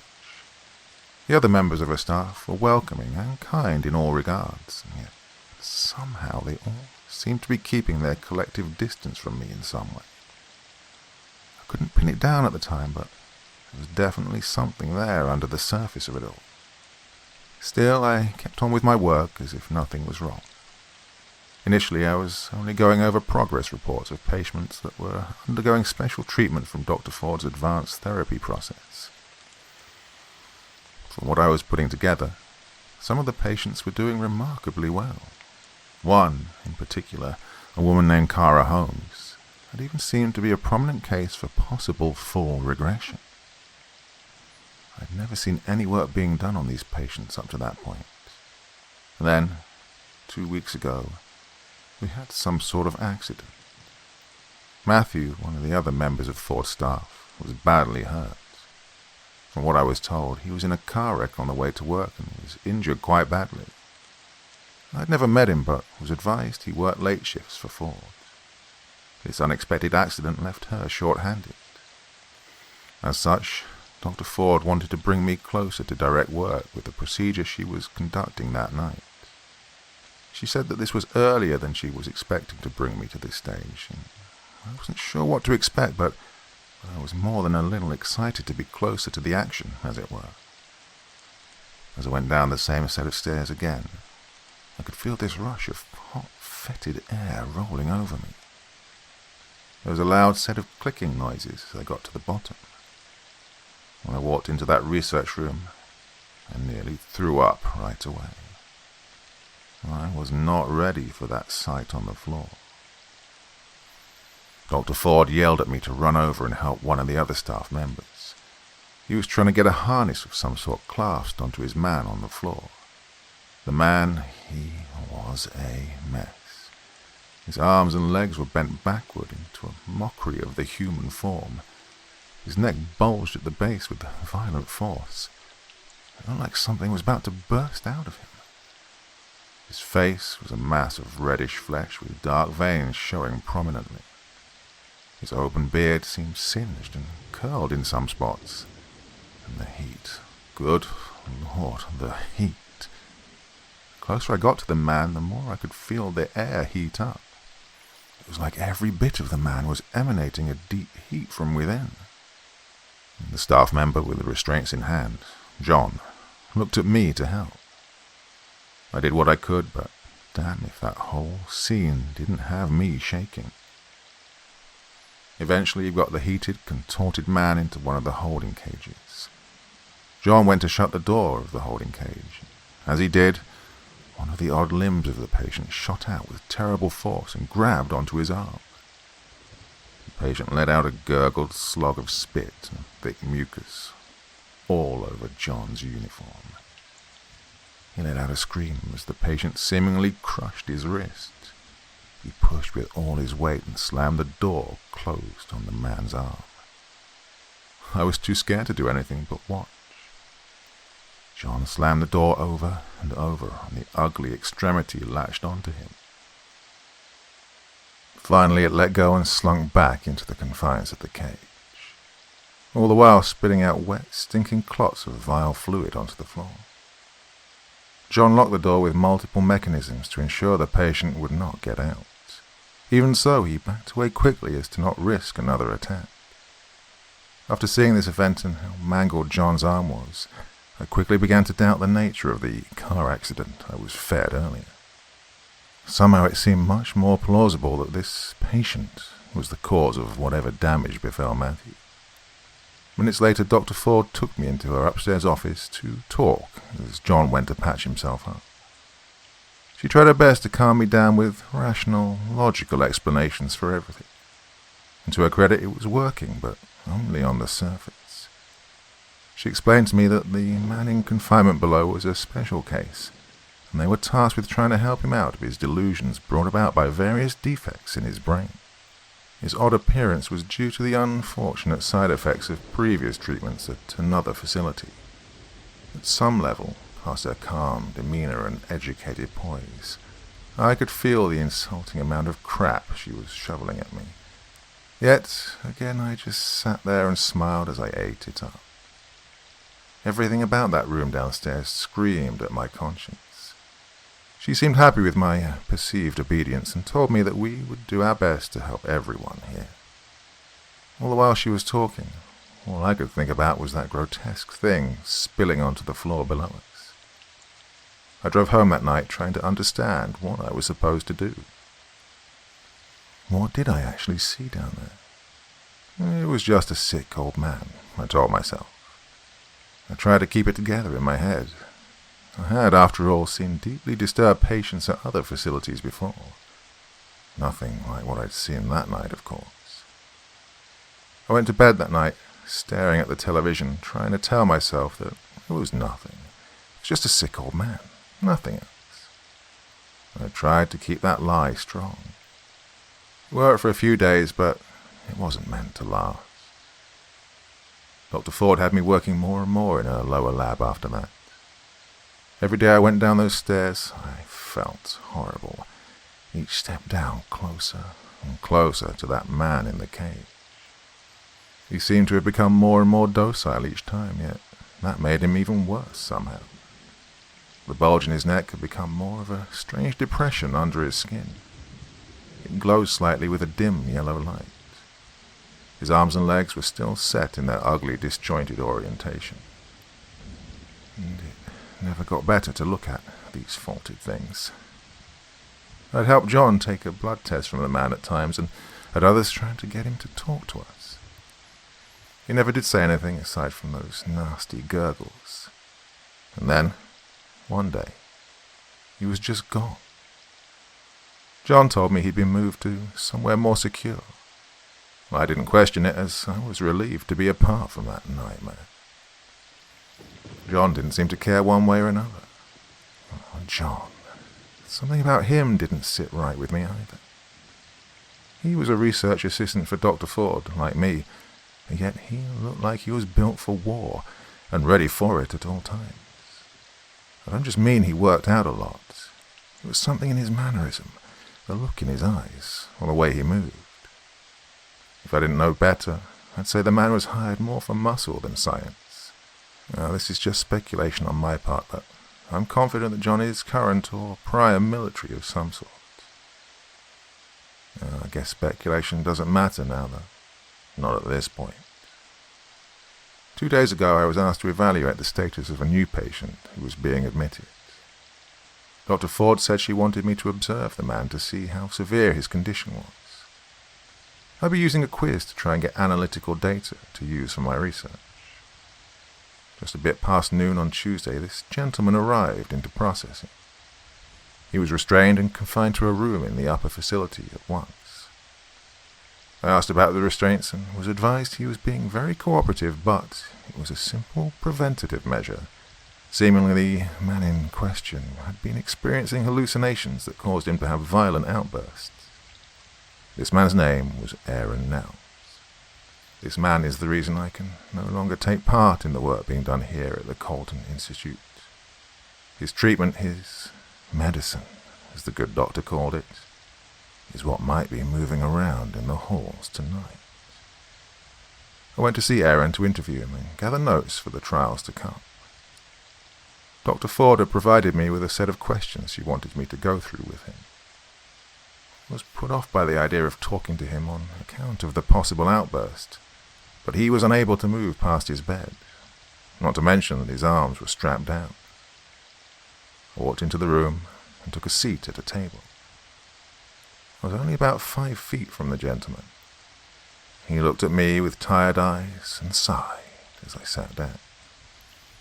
He knew I was there to ask him questions that he must have already answered over and over with many other professionals. I introduced myself and made it clear I wasn't here to judge, only to try and understand what he was going through. It took some time for him to start talking to me. It almost seemed like he was trying to verify if I was real before allowing himself to talk. Eventually, he started to answer my questions with increasing comfort.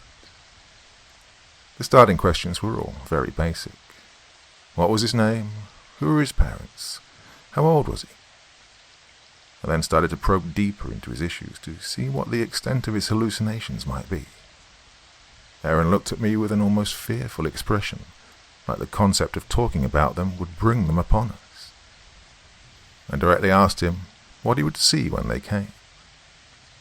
He looked dead into my eyes and said that they don't come anymore. He said they'd stopped leaving, that they were always here now. Well, this cryptic answer didn't tell me much, but it did pique my interest as to what was triggering the violence noted in his file.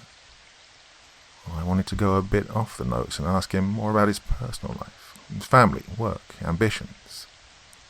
I was looking for something that could tell me more as to what had caused the episodes in the first place. As I did, John came into the room. He looked a bit riled. He asked me why I was asking so many personal questions of the subject. I spoke up saying that I was trying to get more information for the doctor, as well as advising John that the subject had a name. John's attitude was almost combative at my response. He told me that I needed to stick to the notes aloud and do as commanded. Yeah, he used that term, commanded. And I can't lie, John scared me a bit already, but something in his movements there made me feel like I was in real danger. I gave a sheepish apology and told him I'd try to keep it directly on the book from now on. He told me to take a break and head out for lunch. Well, I told him I could continue, that I wasn't even hungry. Yet, as he looked back at me, I could tell it wasn't a suggestion. I gathered my things and left the room. As I did, there was a sinking feeling in my gut that something foul was happening. Walking out of the building, another thought hit me. John's arm was bare and exposed in that room. The same arm that the gnarled-looking patient below had ripped at just a few nights ago. It was clean. No sign of damage at all. How was that possible, I thought. I remember the blood and rent flesh I'd seen that night. That mess was clear now. There was just no way he could have healed that fast. There'd be scars from that. I tried to make sense of it by telling myself that he must have used some kind of makeup to cover it, but no, that just didn't seem right either. It was just another in a series of doubts and lies that I was pushing down. Later that day, I went to see Dr. Ford about the matter. I spoke up about how John seemed to be rather aggressive and forceful in his approach. She told me that I shouldn't worry about it. Instead, she suggested that I be appreciative of his strength, as it comes in handy with some of the more unruly individuals that come here. She quickly moved the matter to another subject. Dr. Ford advised me that Aaron was scheduled for a screening to be a new test subject for her therapy methods. I was told that I needed to prep the lab below with John that night for the process. I wanted to ask more, but she'd already started to leave. She took a call and asked me to leave the office. As soon as I stepped out of her office, John was there waiting for me. He told me to follow him, and we went down to the lab. Once there, he had me do some menial cleaning duties. I was wiping off what seemed like freshly dropped fluid spills. I asked John what had happened, and his reply was simply a series of mutterings. With that, I understood that we wouldn't be talking much at all. I was a bit annoyed to be used as a janitorial service, considering my position, but considering the secrecy of the lab, I understood the why behind it. John didn't help much with the cleaning. He was working on adding a reinforced steel lining to one of the containment cells. I could see what looked like claw marks on parts that he was replacing. I shuddered to think of what else was held in these cells that I wasn't privy to. I was almost done with the final cleaning needs when I found it. I bent down to wipe out some hard-to-reach gunk from underneath the surgical table. The spot had an odd bend to it that made reaching the mess a chore. I grabbed a screwdriver to help move a panel aside to make it easier. As I did, something fell down onto the floor. At first I thought it was just another bit of gunk like the rest. And yet this was a dried and brittle piece. It must have been there for a while. When I went to collect with my gloved hands, it broke apart. I then found that the brittle outer layer was coating something underneath. It was a badge. An ID badge for use here at Colton. I inspected the badge and saw it belonged to one Matthew L. Anderberry. The ID picture was of a young man with a gleaming smile, maybe in his late 20s. He had reddish hair and a bushy, auburn beard. Within seconds of seeing the badge, the realization of what I was looking at dawned on me. The contorted abomination of a man that I'd seen down in the same lab before. The thing that spat up this viscous fluid. The ugly image that carried the same auburn beard. That patient in the cage those few nights ago. It was Matthew, Dr. Ford's staff member who was hurt in the car accident. I didn't even see John come up to me. He grabbed the badge out of my hand and stuffed it into his back pocket.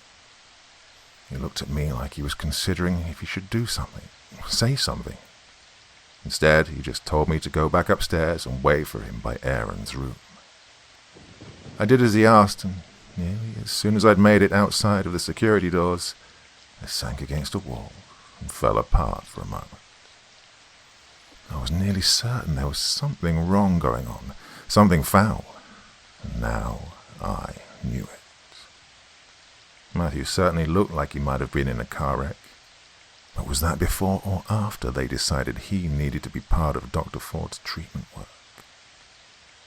I gathered my mental faculties and made my way to the second floor, where Aaron's room was located. However, before I made it there, I stopped by the bathroom and isolated myself in a stall. I opened my browser and did a search for Aaron Nelms. I don't know why I suddenly thought to do so, but something was tugging at my head for it. At first I didn't find anything useful or notable, but then I refined my search with added keywords like missing, admitted, or jailed, for example. And then I found an article that opened this atrocity up for me.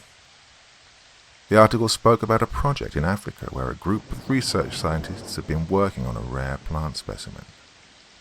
This plant seemed to contain properties that would help reverse blindness in humans, or so the local people said. I looked through the article and found one Dr. Nelms credited with establishing a working dialogue with the locals, allowing them to make headway. As I dug deeper, I finally came to a group image of the research scientist on location. It was dated over 6 months ago. In that image, to the top right, wearing a casual plaid shirt and jeans, was the very same man I was to see on the second floor. No doubt about it. That was Aaron Nelms. I dug deeper and deeper and eventually came to a missing persons notice posted on 2 social media sites. Both of them were seemingly posted by Aaron's wife. She stated that he'd been reported missing and that no leads were found. Posts were heartbreaking to read, and I knew I had to do something, tell someone. I thought, was it possible that Dr. Ford didn't know the history of this man? Maybe I could just walk up to her and we could work it all out. I was optimistic and stupid. I made my way out of the bathroom and over to Aaron's room. John wasn't there yet. I think he wanted to make me wait for him on purpose, just to assert dominance in some way. Maybe he was just being a jerk. I could never tell with that man. I went ahead and risked a walk into the room. Aaron was sitting on the bed just as before.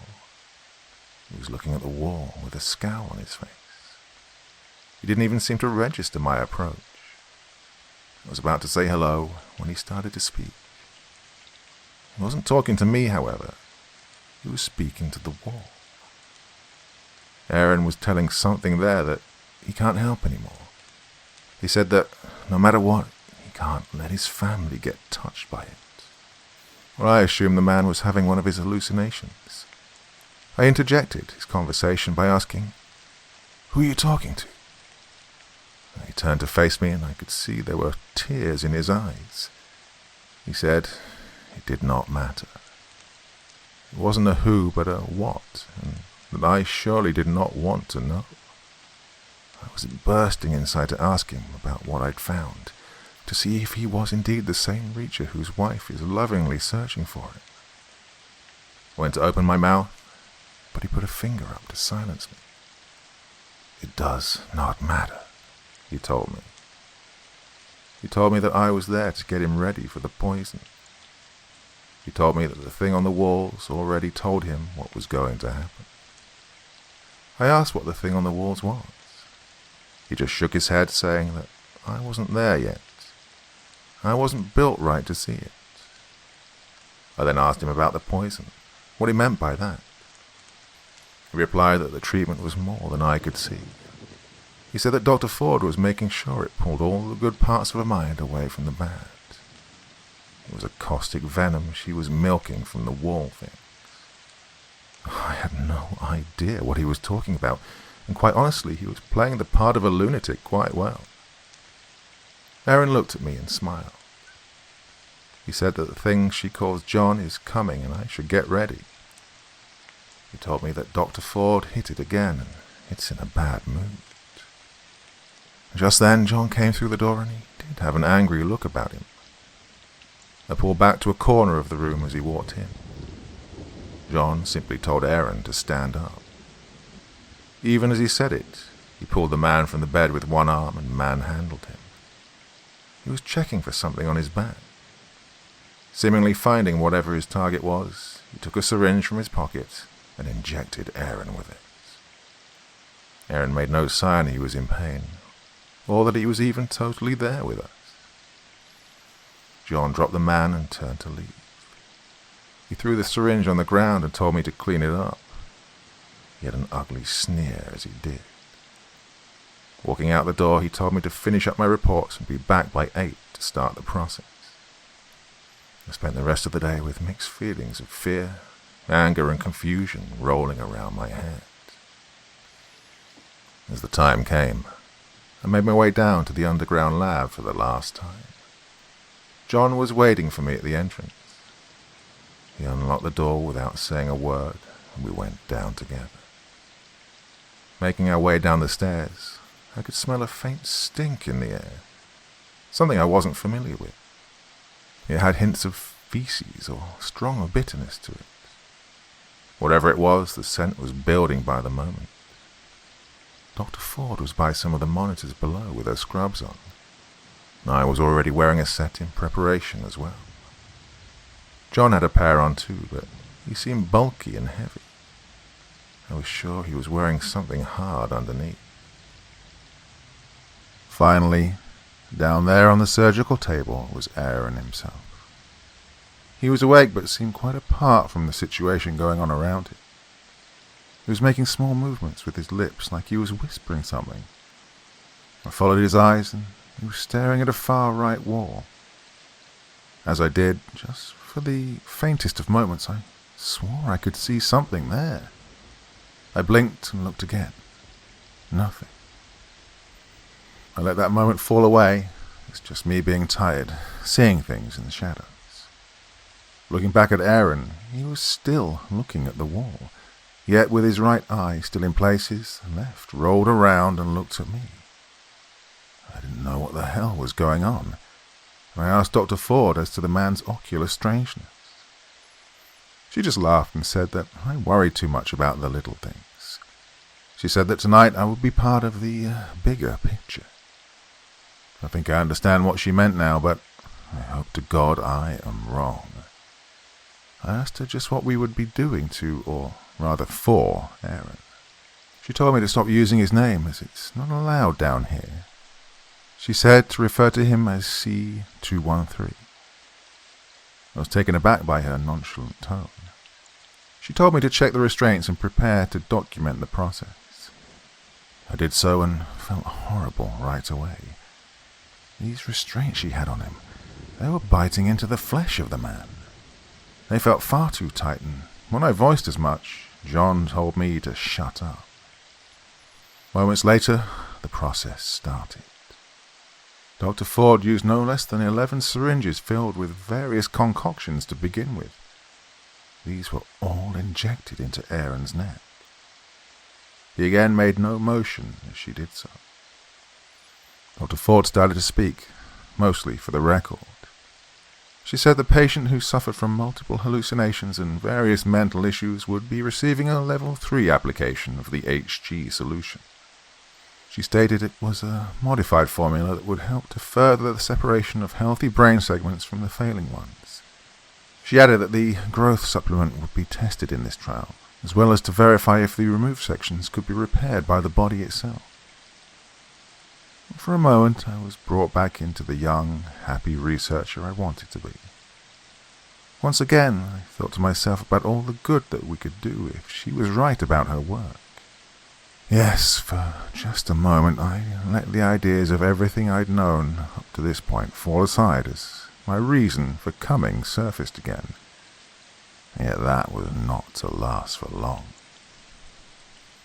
As I looked at Aaron on the table, I remembered the ID card I'd found under the panel I removed. Matthew. He'd been on this table before at some point. He had been given something here. My mind reeled at the thought of what happened that night. What details had I been lied to about? Dr. Ford went to apply some sort of cream to the injection site. It wasn't something I was medically familiar with. And oh Lord, did it stink. It filled the room with the same smell from that night. Almost instantly I felt the air around me rise in temperature. Aaron buckled and strained against the restraints. Even so, he made no facial suggestions that he was in any form of pain. He, for the most part, looked like he'd checked out mentally from the whole situation. Dr. Ford looked towards me and assured me that we were fine. This is how the solution starts. Once the treatment begins, the subject expels a massive wave of heat. She advised that it would pass and not to worry.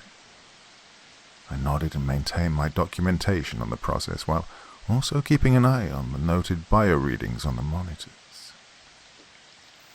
Aaron's heart rate was slow, not dangerously slow, but enough to make me wonder at the details going on inside his body. Dr. Ford spoke again. noting that the subject had not shown any signs of discomfort. John just kept walking around the table like a coiled cobra, ready to strike into action should anything go off the rails. Just as well, because soon it would. Dr. Ford pulled over a set of surgeon's tools on a rolling table. She inspected them and selected one. She bent over Aaron's left ear and was getting ready to start. She proclaimed that she would now begin the process of the first incision to determine the status of dying portions. She sliced into the heated flesh and a rupture of smells came forth. I was extremely nauseated by this point. I don't have a particularly weak stomach, but this level of intensity was just overbearing. As she continued her cuts, I could see Aaron was saying something. Whispers again at first, but then quite clearly he said, "They want you too."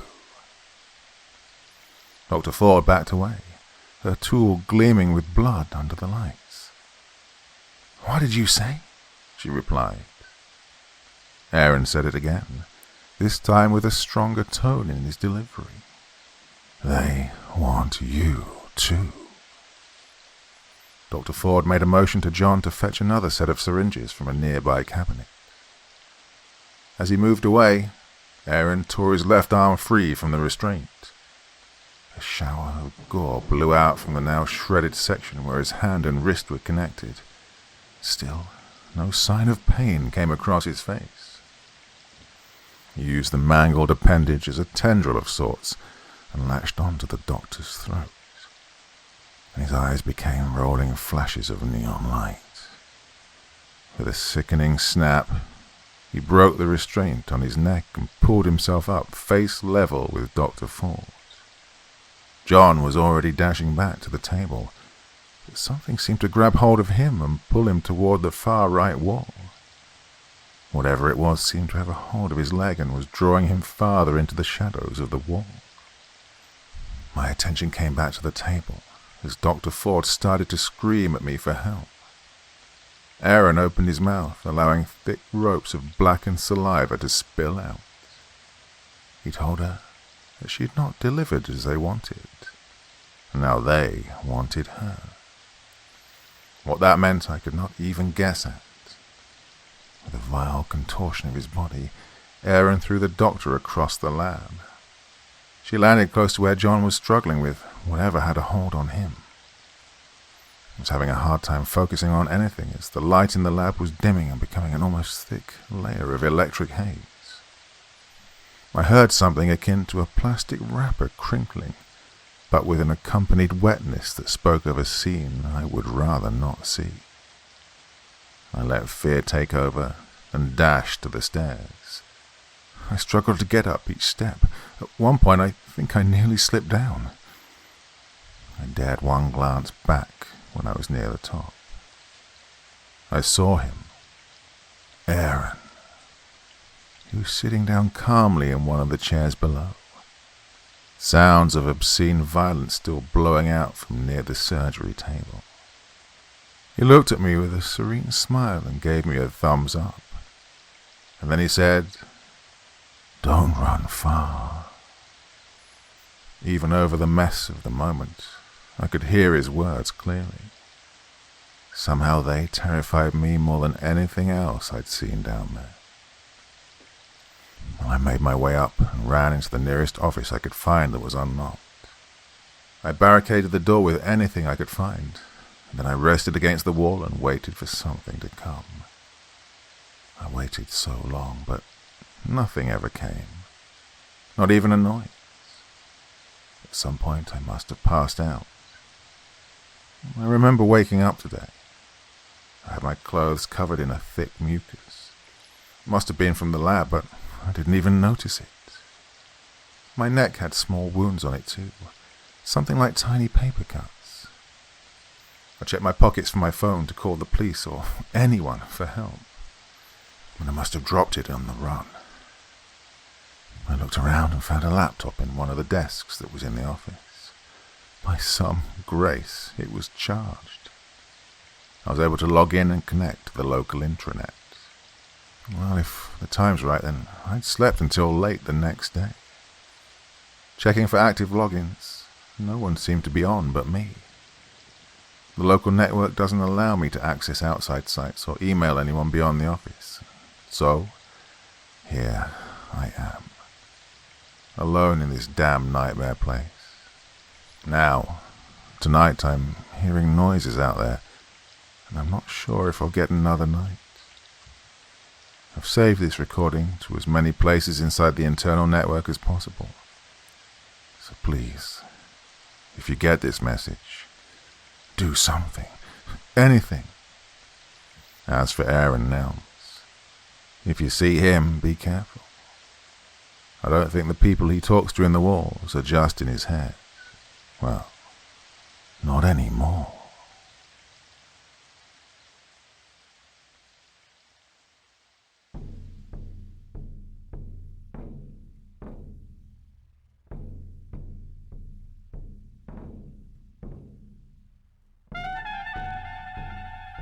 And so once again, we reach the end of tonight's podcast.